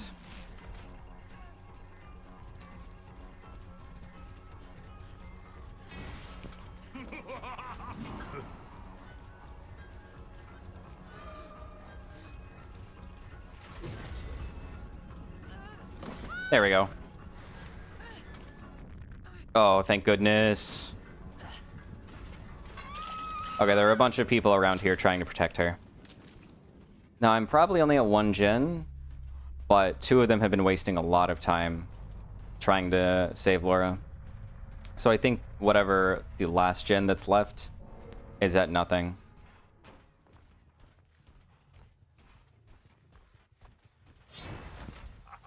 Really? Oh my god! Fucking... she vaulted that 4 times before I got chase. Look at how insanely close that was. That's so aggravating, actually. I don't want to waste time fucking chasing in Shack.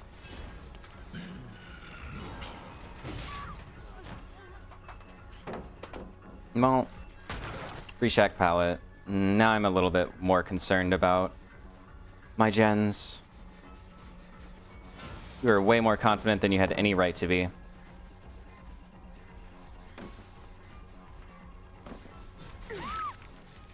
This is at 50%. I have no knowledge of my last gen, unfortunately.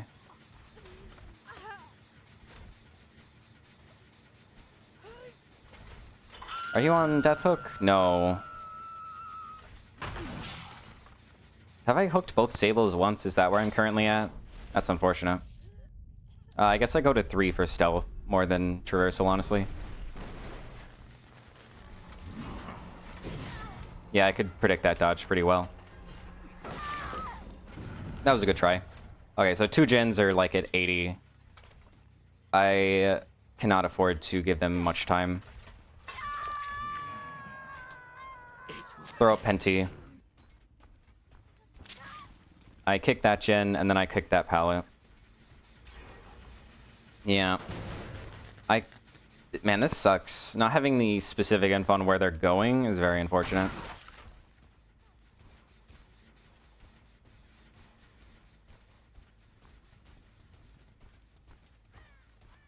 Because I kind of need to hold this gen and this hook. Okay, I see.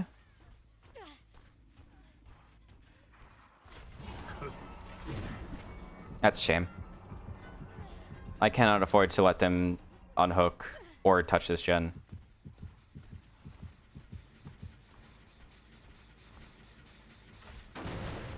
%. Where's Pop when you need it?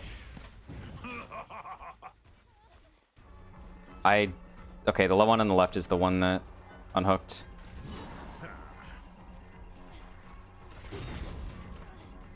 She drops this immediately? Really? Oh, this is bad. That gen's gonna pop any second now. I'm gonna eat 2 adrens.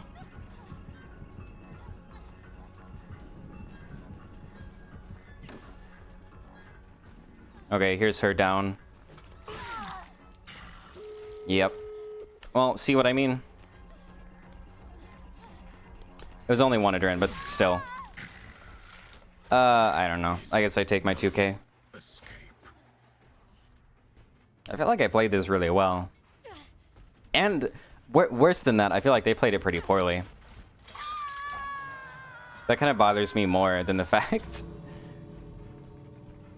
One of my biggest pet peeves is when I feel like I've done well and my opponents have not done well, and I lose. Because, like, they spent that entire first gen contesting directly in front of a hook. And then, I don't know, I missed like 3 axes. But that is like that is the only major issue I can think of that I had. I guess it's just Ruin is not a good perk. Because they were at 5 gens at this specific gen, right next to this hook, for genuinely like 3 to 5 minutes. It was a long ass time. And then the last 4 gens all went way, way, way faster.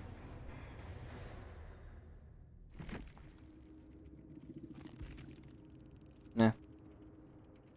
Nothing to assist them, just gens go that fast, I guess.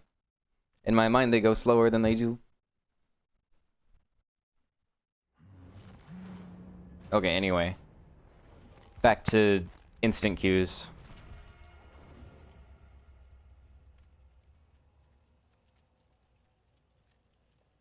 The only thing I can think of that would have really sped up my kills was tunneling somebody instead of going back and forth. Because I'm pretty sure with Laura, I got her first hook, and then I hooked a Sable and let her go, and then I hooked her again, and then I let her go for another Sable, and then I went back and finished her. And if I just hooked her 3 times instead of 5 times until she was dead, maybe even 6, it would have been fine. But unfortunately, they will just not add... they will just not add incentive to not tunnel. They keep punishing people, they keep adding punishments for tunneling, and they're apparently going to add even more. And it's just like, you should also add some incentive not to. Some kind of base hit slowdown if you don't go for one person over and over again. I feel like is the only real way that they could actually incentivize people to not tunnel. Because as it is, tunneling is just so goddamn fast at making the game in your favor compared to not. I mean, I don't think as a survivor, I don't think any of the Springtraps have tunneled. And I feel like every single match has been going way too well, given the fact that I basically die instantly and chase every time. Like that's how you know there's an issue. If I'm escaping as a survivor, then there's an issue, because I'm way the fuck too bad for it to be even remotely reasonable for me to escape.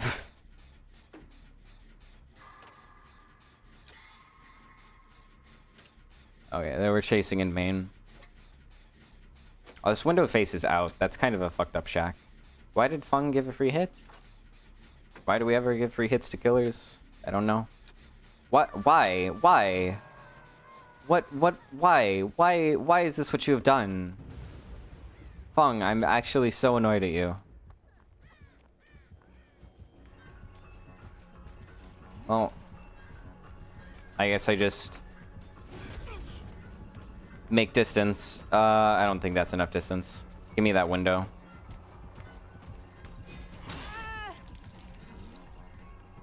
Is the window stronger if I go the other way? Interesting. He took his hit and left. I guess he's going to tunnel. No, going after Feng. Is Ruin still up? I think so. Yep, that's unfortunate. So that Jin I got to 70% is gonna go down to 0, and there's not really anything I can do to stop that. Oh, no. Wait. Oh, I saw Sable doing the healing interaction, and I thought that was the axe removal interaction, so I thought he was on her, but no. She's self-healing. There's another totem inside of Shack. That's the only other totem that I'm aware of.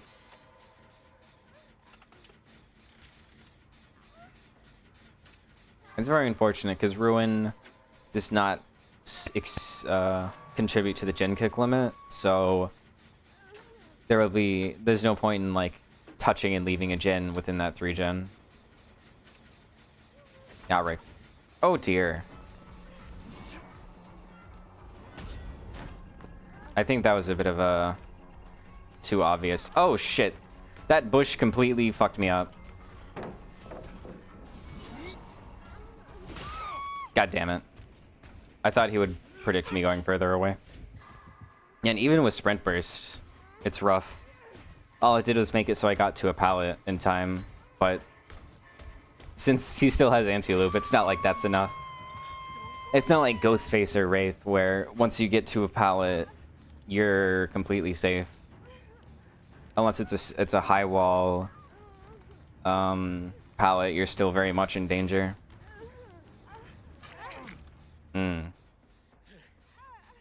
I don't like this. I don't like this at all. Killing right underhook in the middle of a main. Pentamindo has been nerfed. There he is. I was gonna say, I knew he was somewhere. Well...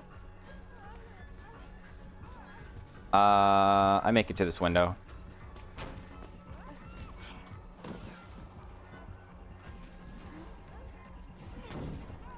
He never makes that thing. Well, I can finish up my heal here. I kind of want to cleanse Ruin, because he's gotten a full gen of regression off of it, I think.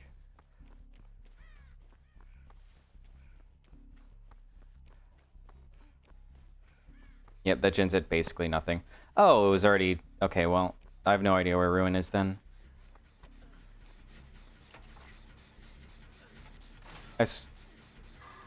Ah. That's unfortunate. Me? You want me? No, you want Alucard.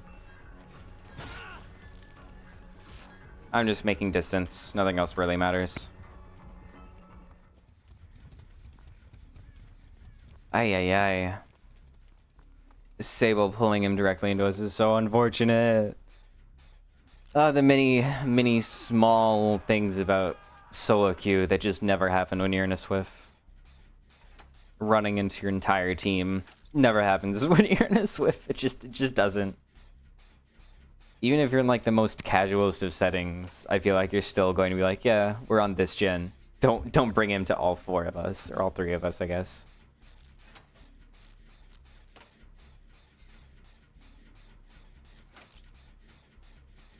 Huh. They're both in chase. That's not good.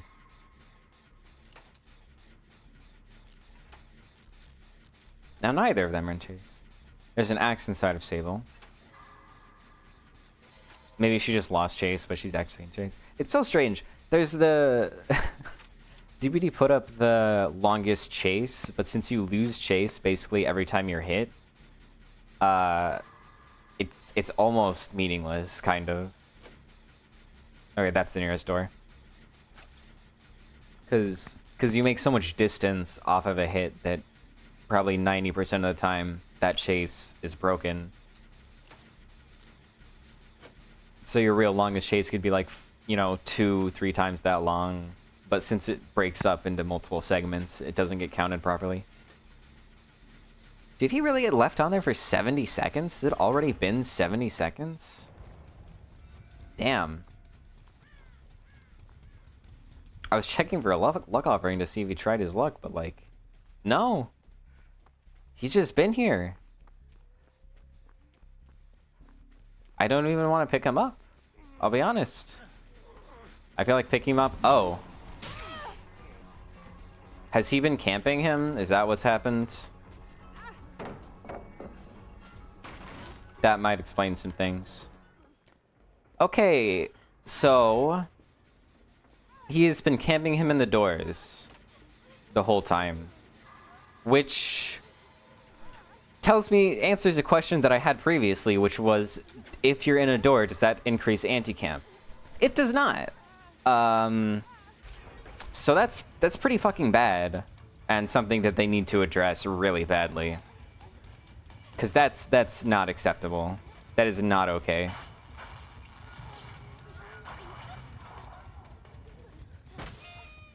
Oh my god, that fucking... I thought that was the axe landing. I thought that was the friggin' axe. 1, 2, 3, they're all over there. Yeah, that's fucking stupid.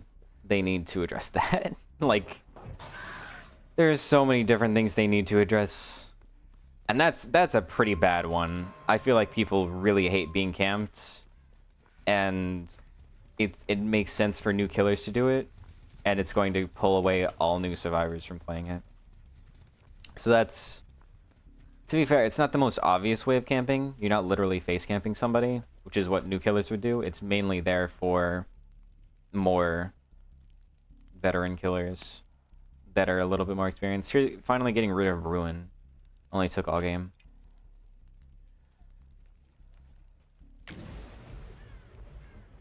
Yeah.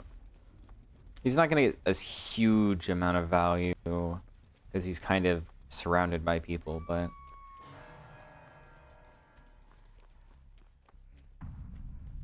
wow, that sucks.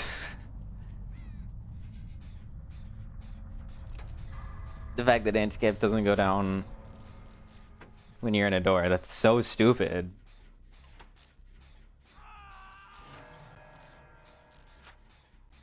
I feel like that's such an obvious thing, but I guess there's a whole lot of small things that are easy to overlook when you're making a killer.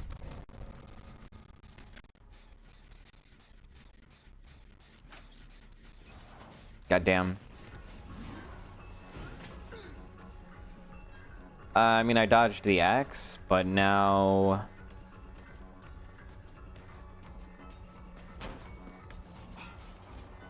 I held this improperly. Okay, let's go to the stronger window on this side. Here it is. He may get me. You never get me here. Did you guy make that window again? He's 115, so maybe not.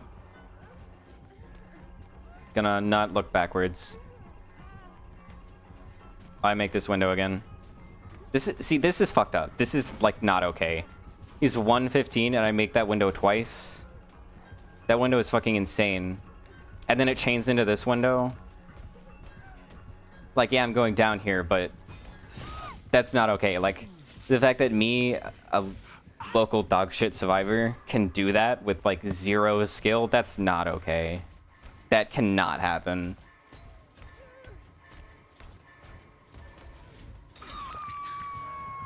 And again, I'm gonna be stuck on this hook for like 30 seconds because they didn't fully consider the anti-camp. Or not anti-camp, the other thing. The go next prevention. There's a lot of little things. I guess many of these aren't really going to affect new players. Going next is mainly a thing that veterans know to do. don't think most new players know that you're supposed to go next to give hatch. Because I've definitely... Oh dear. Am I gonna... Just barely enough charges.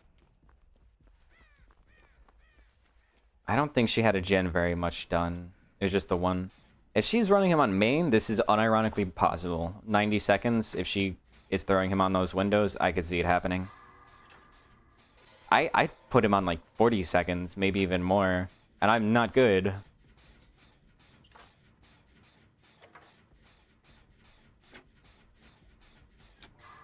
I just had to be worried about him coming to me. Okay, there's first hit, and I don't think it was an axe hit. So this is bad. I need her to last a little bit longer before that first hit. I'm going to run into her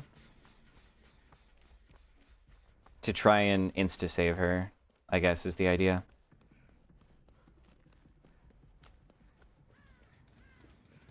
Oh, where is he going with her? Okay.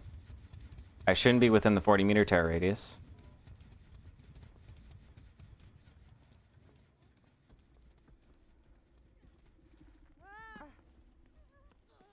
Alright. Up you go. You have fun. Yeah, we split up. Whoever gets found, L plus Bozo, I guess. Ah, it's me. L plus Bozo to me. Fell for the fake.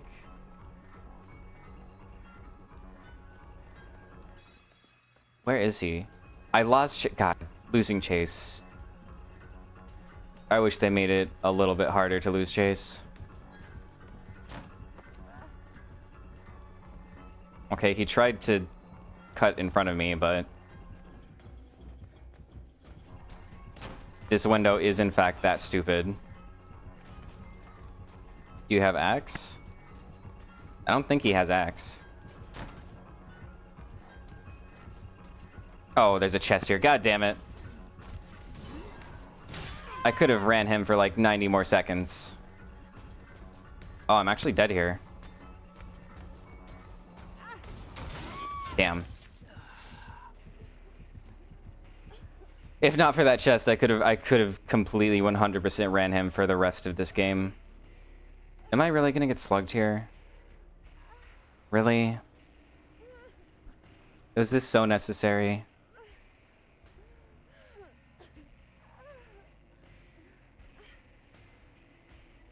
Ay ay ay.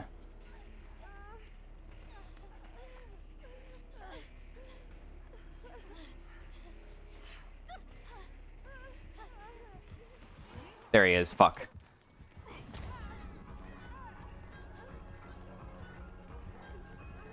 No, he's on her. All or nothing.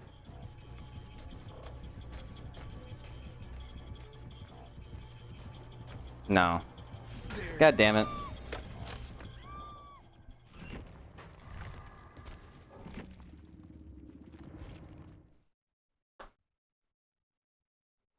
You hate to see the slugging killer get to 4K.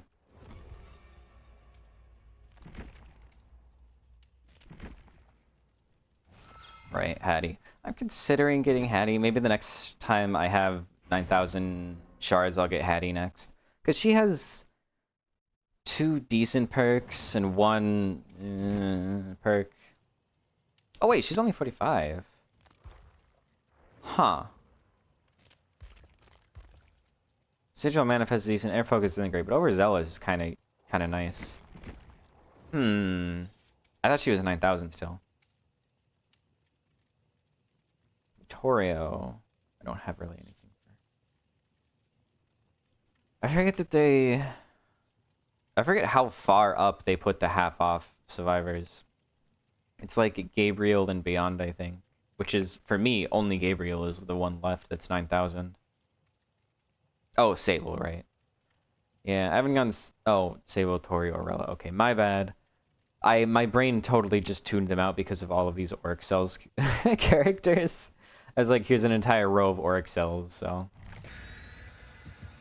Yeah, I didn't get Sable for a couple of reasons. One of the main reasons that her voice is extremely grating to me. Listening to her actually kind of hurts my head a bit.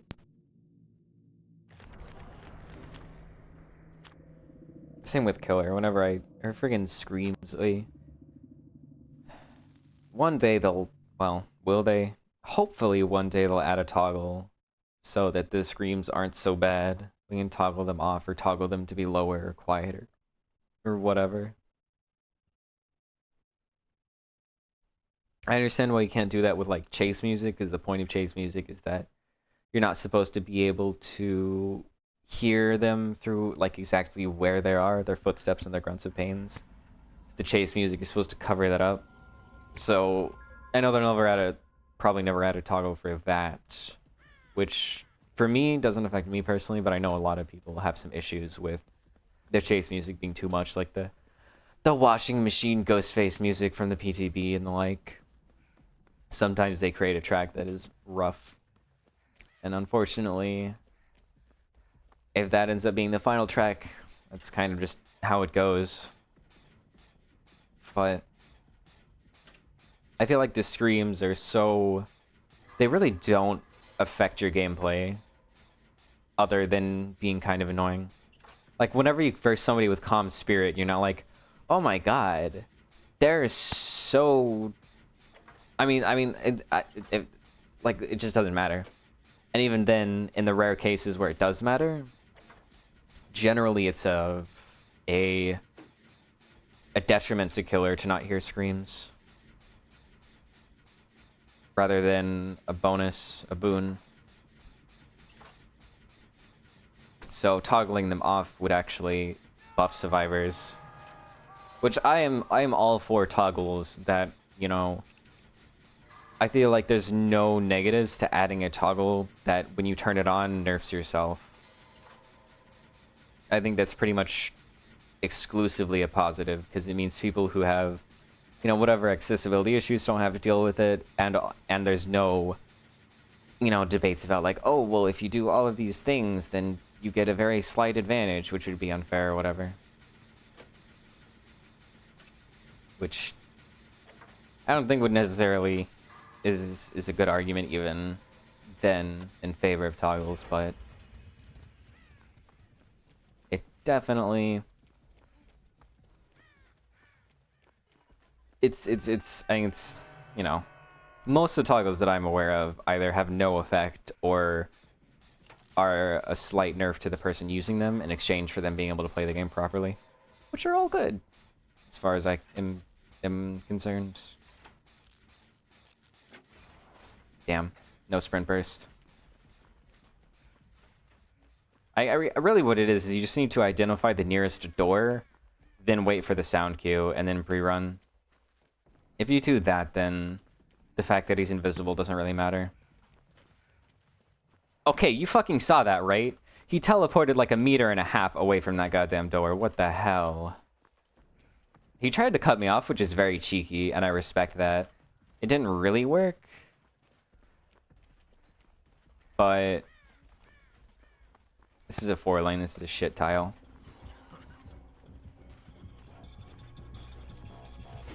I gotcha. I convinced you. I honestly, 4 lanes are so shit, I would rather play this shitty ass fucking this tile. Oh, he didn't fall for it. Go to main. Let's see if I can run him on this stupid ass fucking insanely strong windows. Wee. Well, he left me for Michaela apparently, so. 12% haste.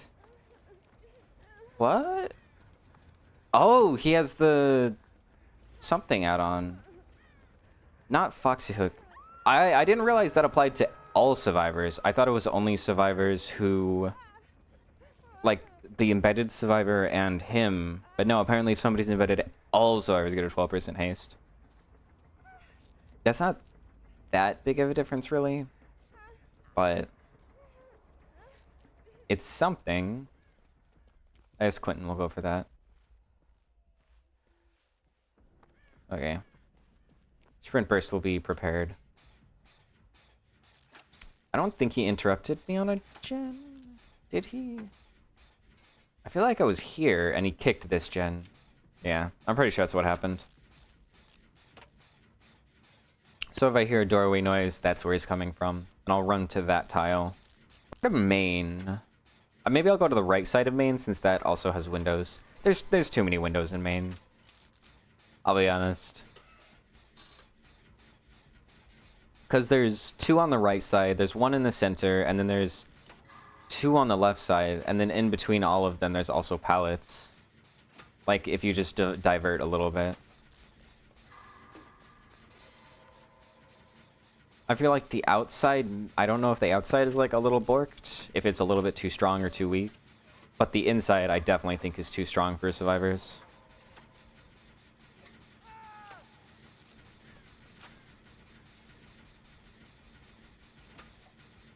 Are they taking hits? What's the plan? Why are you... Michaela? What? No way.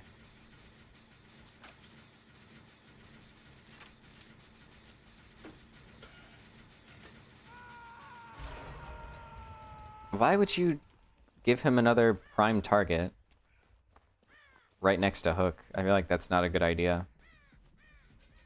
Oh, this isn't part of the 3-gen.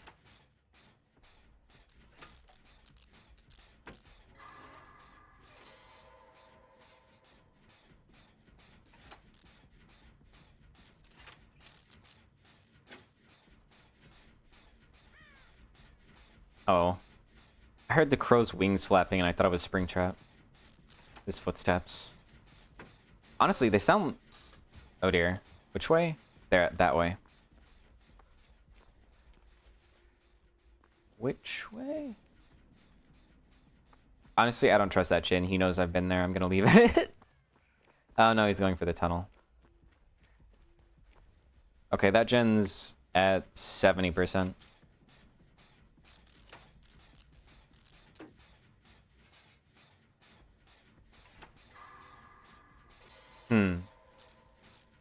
I feel like these 3 gens are actually closer than the one in main and these 2 are not as close as that one and these 3 because it's kind of difficult to get to that main gen because there's so many walls. Okay, nearest door is right there. Got it.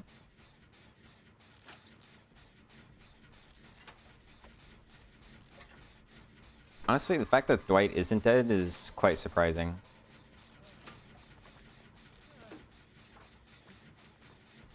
Okay. He teabagged for a heal and then went on the gen.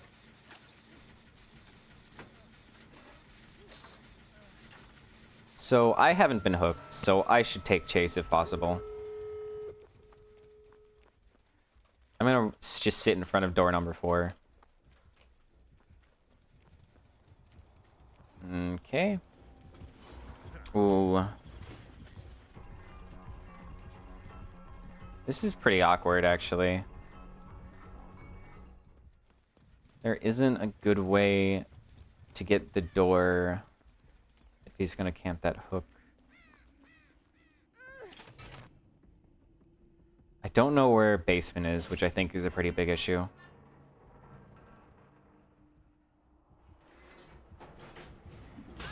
Damn. I'm going to go to an unhookable place, that's what I'll do. He physically can't hook me. And... oh, the fact that Dwight... That's unfortunate. Why is Dwight like that?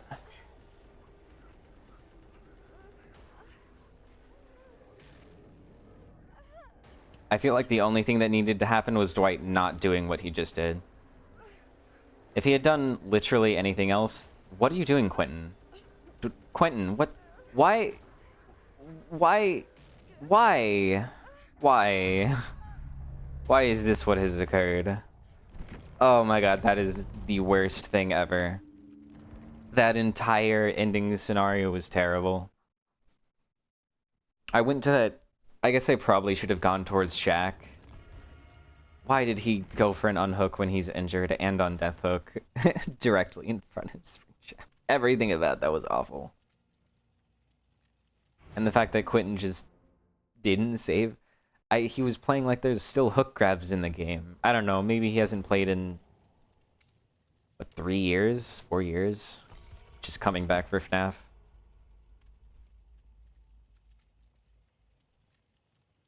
I feel like my botany knowledge has not been very helpful. There's always a perk in your loadout that you're like, man, this should be doing so much more than it is.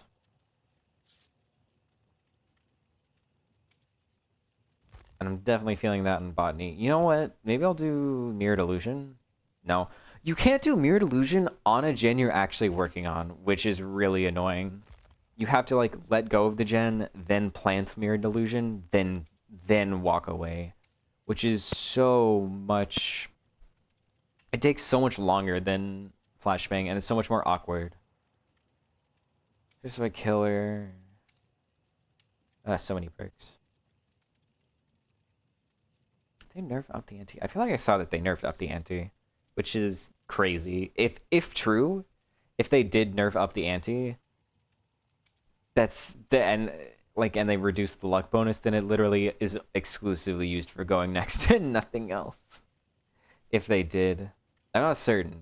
I think I heard that, but I don't know if that's true. I think it used to be 3% luck, and now it's 1%. I mean, I'm kind of in favor of nerfing up the ante, just because going against luck builds is terrible. It's so rare, but the rare times when you actually do have to deal, it's just like, okay, well, I guess I tunnel one guy, because... Okay, yeah, it forces, you know, really unfun playstyles. Because you don't have any pressure. So you have to play in the most super hyper efficient, I remove as much counterplay as possible playstyles. Which, you know, it's fine, but it's just I'm sorry, am I getting a tooltip for the unknown in the Springtrap? I have not faced 3 unknowns since he came out, and it's we're in fucking Springtrap? Hold on. When the fuck did Unknown came out? He came out like a year plus ago, didn't he? There's Ghoul, there's 1, 2, 3, 4, 5. He is 6 killers ago. It has been a year and a half, and I have not faced 3 unknowns. What the hell? That's actually insane. Hopefully people actually play the game and don't immediately go next, because when I played not Springtrap, everybody immediately went next. I'm surprised that it's not registering me as seeing him from here.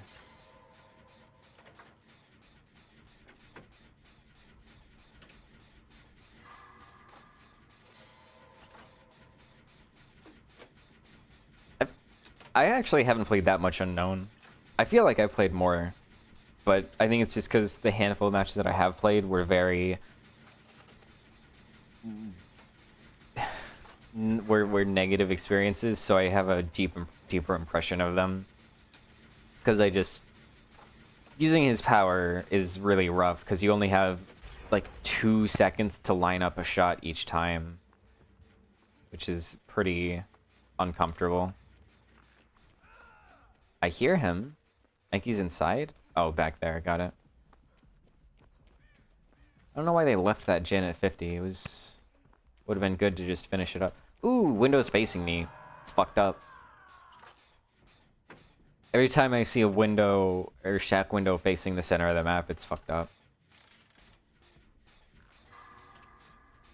I kind of feel like they should force the RNG that it never faces the center of the map. Because shack is already so strong, the fact that you can end up having a shack that like this one isn't a good example, but like a shack that then if that was facing this and was like a meter over, shack. I've definitely had setups where it's shack window into like 4 lane into T and L, and it's just like why even play the game at that point? And that would be solved by making shack face the other way, and basically no detriment in any other way. Okay, I can't gen jockey anymore. I have to save people.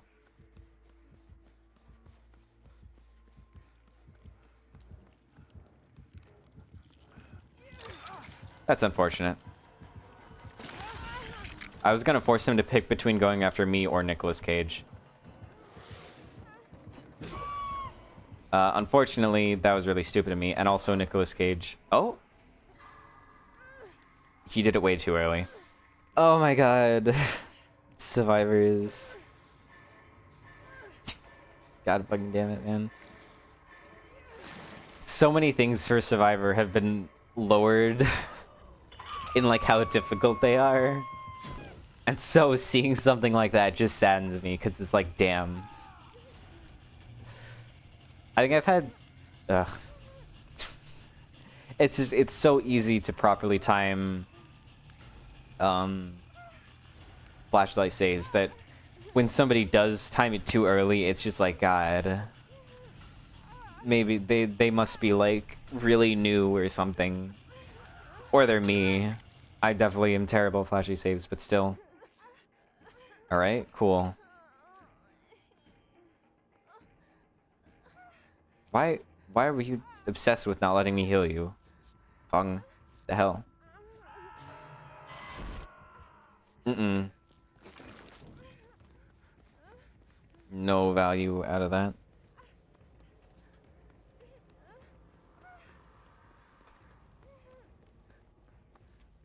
I guess I saved Nicolas Cage. Heal him up with botany. He's on death hook, so. Maybe I should... Nah. I really like solidarity and like botany knowledge stuff, but since it's so rare, or so risky rather, to be injured while healing somebody, it's not the best thing to do.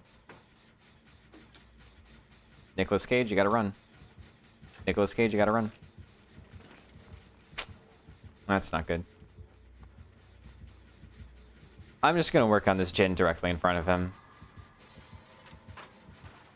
Hopefully he'll want to chase after me instead of Nick, but...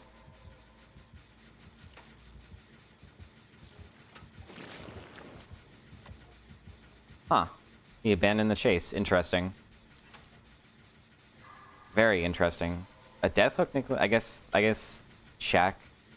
I don't know if Shaq's bad for Unknown's power, but... It's surely not good. Okay, there's the two ones in main, and then that one.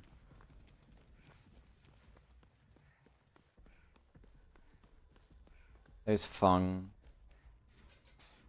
I'd like to take a hit for Nicholas, but if he's in Shack, then maybe he can just run him for like 10 minutes. And if he's not in Shack, then I have no idea where to hit tank for him.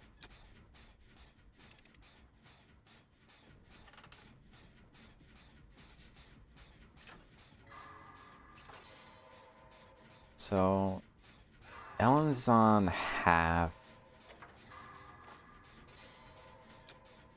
This is gonna be close. I think if he comes for... I think if Ellen is doing that gen, or that gen, and she finishes it, we're in good straights.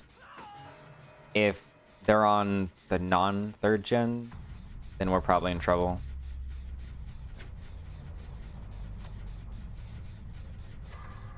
Looks like they're gonna finish it. Okay, well, there it was main.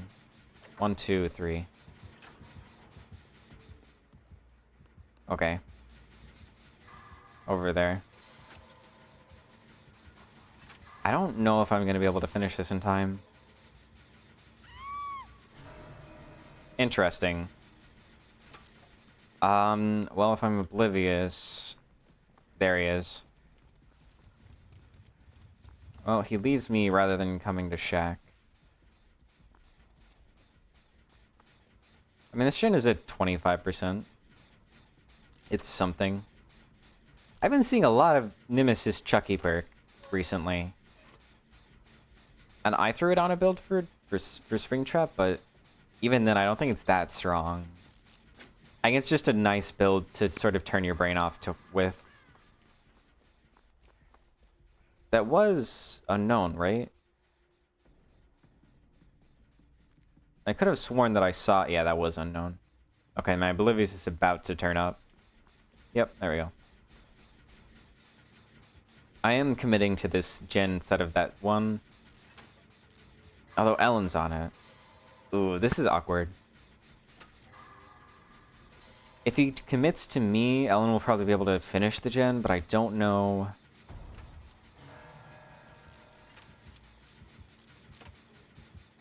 Okay. Now here's the thing.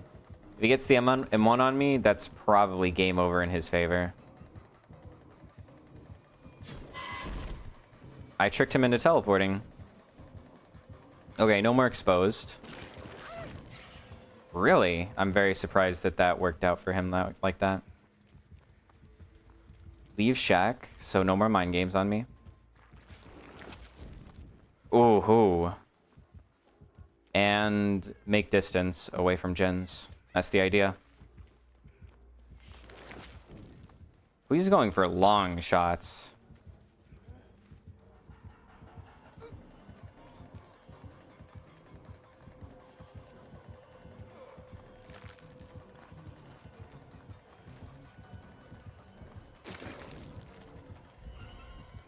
Okay.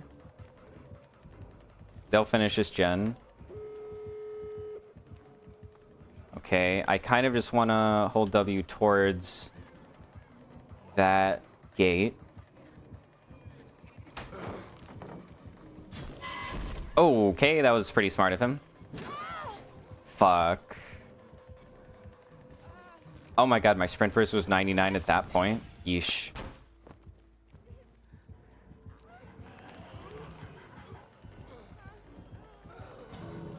Damn. It was good in theory. If I pulled it off a little bit better, who knows? But yeah, there's no way. I went ahead and just pulled him away from the gate. That was fine by me. I can't abandon if I'm the only one left alive? Weird. If I'm on hook, I mean... I get it's only like 5 to 10 seconds, but I mean the same is true of the Mori. Oh, but the main reason that they have the abandon feature is so people don't bleed people out for 4 minutes, that's true. I think I'm going to do one more match and then end stream there. But yeah, I mean, I probably got 10 times as much BP in these Survivor matches than I did all of yesterday, including off-stream matches that I played. Because matches are so much faster, plus the 2.5 times bonus. If it's a 2.5 times bonus, that means it's 250%, right? So did they increase the bonus BP cap? Because I think in normal queues it was only 200% maximum. I know for 2v8 they made it 400%, and then they nerfed it to 300% for some reason, which was I don't understand who thought that was a good idea. But normal queues was always 200%. So it being 2.5 times means they buffed it by 50%. I'd be super down for them to increase it back up to 400% personally. Make it so that, you know, I think if killer queues are above like 5 minutes, or maybe 7 minutes, no. I think if they're above 5 minutes, like fuck it, make it 400%, I don't care. I'm not, I mean, it's really weird. Because like the grind matters, I guess, in motivating people to play DBD. But it's sort of difficult to... Oh, hello, buddy. I would not recommend you coming this way, Fung. Yeah, that's nowhere near close enough. I'm gonna have to go for pallet.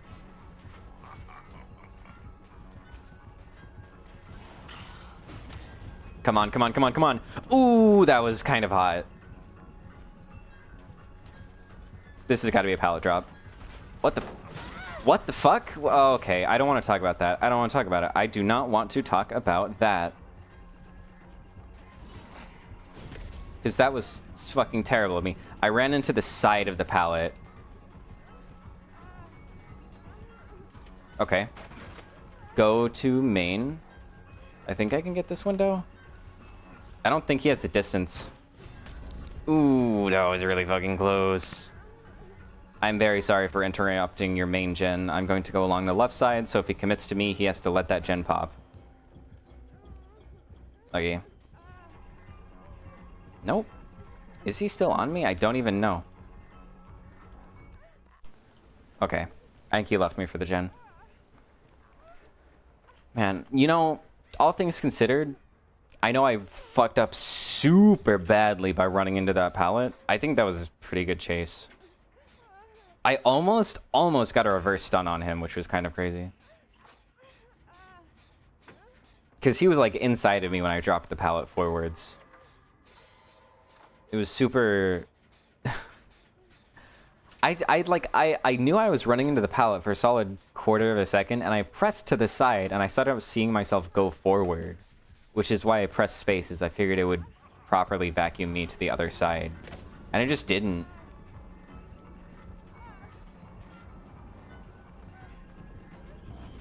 Ooh. Well, I have this window.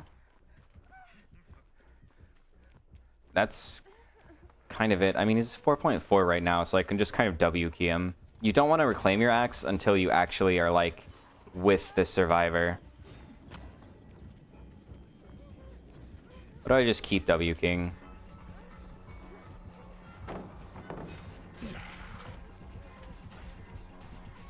The deal with double pallets is you want to drop both of them. It's only good if they're both down. Oh shit, fuck this rock. I got trapped on it.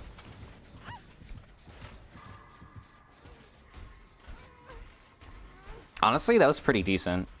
It was one really... What? What are you doing, Fung? Why? I got... I really never have issues with killers when I'm playing Survivor. I have issues with survivors because I'm just like, why do you do these things? Why do you do things that are so obviously the wrong play? When killers do things that are the wrong play, it's usually because, you know, they're... Whatever. Not worth it. Okay, so he's on my butt. He's behind me. Anti-camp, anti-camp, anti-camp. Okay, we got a quarter of the anti-camp, and there he goes. Oh, coming back. Okay, I think it was just... No, he's definitely camping me, actually. Or is he? Yeah. Yeah, he's proxy camping me. Yeah, proxy camping is still very good. If you walk away for the first, I don't know, 20 seconds, then proxy camping is... I mean, 20 seconds. For like the first 15 seconds, 10 to 15 seconds. Then proxy camping is pretty much just as good as it was in the past. It's just most people don't do it anymore. Because they're worried about anti-camp happening. None of you fuckers touch me. I have anti-camp now. I swear to God. I swear to God, Nicholas. I see you. I have anti-camp. Don't you fucking touch me. Don't you fucking touch me. I have anti-camp. Don't you fucking touch me. I have anti-camp. I have anti... maybe they're all new players and they have no idea. God, I really wish that they would make it so that survivors would know when I have anti-camp. I'm literally right there. I'm edged by anti-camp. I literally would have it if they weren't swarming around my hook. Why are all... Oh my god, this is the most frustrating shit. See, I'm not mad at the killer at all. I'm mad at the survivors. Because why the fuck was that the decision? Why was that what we did? That is never, ever, ever the right decision. Swarming the hook with all three survivors is never the right decision. Swarming the hook... First of all, I had anti-camp. If they had not been next to me, I would have gotten the full bar and been able to self-unhook. But even, like, aside that, if they had just had two people come for me and have one person work on a gen, we would be out. The game would be over. Straight up. Like, I would be out also. Because they would have finished the gen, somebody would have been able to undo it, and then they would have been able to unhook me. And instead, Killer has a very, very big chance of winning this now. Okay, he's just proxy camping again. So don't even acknowledge his existence. Just sit here and do gens. Yeah, I mean, he's faking it. She's going to get anti-camp.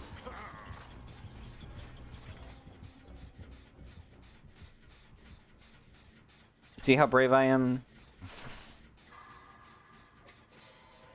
I'm literally on death hook, and I was like, no balls. You won't do it. You won't commit. And I was right.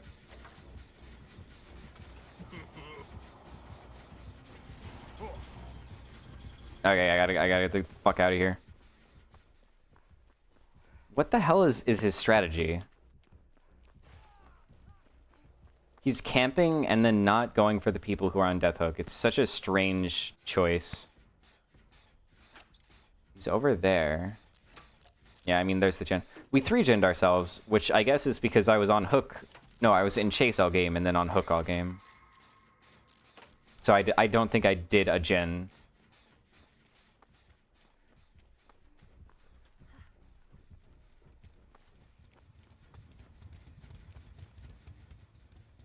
Yeah, I just need to not get found and we're good.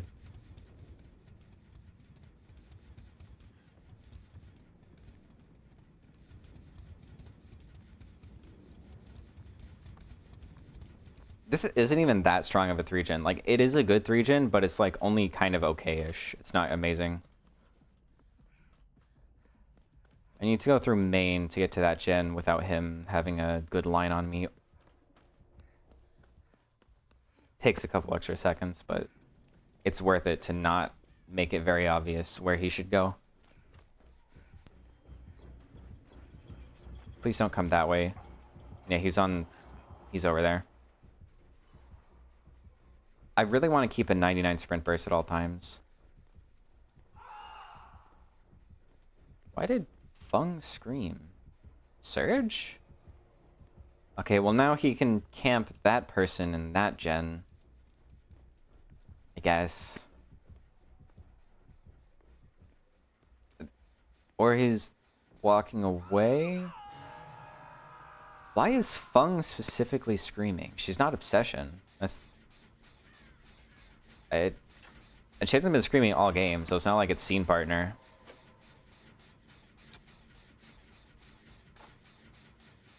Yeah, I mean, the plays should just leave him on hook. And finish the gen that are as far away from hook as possible. If we do that, we win this game. This is one of those times. Actually, reassurance wouldn't even help me. I would need camaraderie.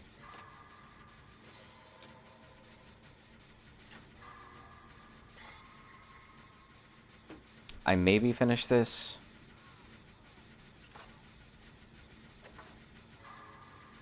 Okay, he's on the... That is the most confusing set of killer choices and survivor choices that I feel like I've ever seen. I think if not for me, we may have been here all... like, to the 10-minute cap, honestly. Potentially.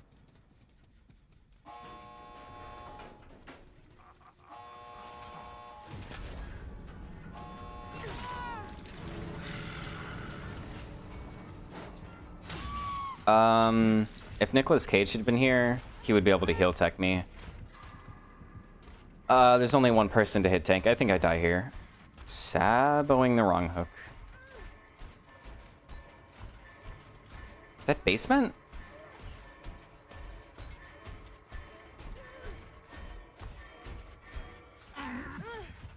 Okay, that's not enough. If they can... Yeah, they should be able to body block him. All they need to do is stand in the doorway, but this works too. If he just misses. Oh, hey, I got the survivor milestone. Wow. I honestly never expected to get that milestone. I thought it was just gonna stay gone. I mean, that should be all 4 people out. But these people are probably going to Sit and teabag him, right? You're not gonna just leave? No. Poor guy had a rough game. That's not enough. I hope. Damn. Yeah, I mean, like, that is what some of what killers, or no, what survivors. Oops. That gameplay is like what survivors really, really hate, and I'm just like, I don't care at all about what he did. I'm just annoyed by the fact that they stopped me from getting anti-cam. Like he chased me for 3 gens, maybe even 4 gens, and it definitely, you know, it would have been 5 gens if they had just sat on gens. But whatever, whatever. Everybody got out. I guess I'm going to end stream here. So thank you for watching, and I hope to see you next time.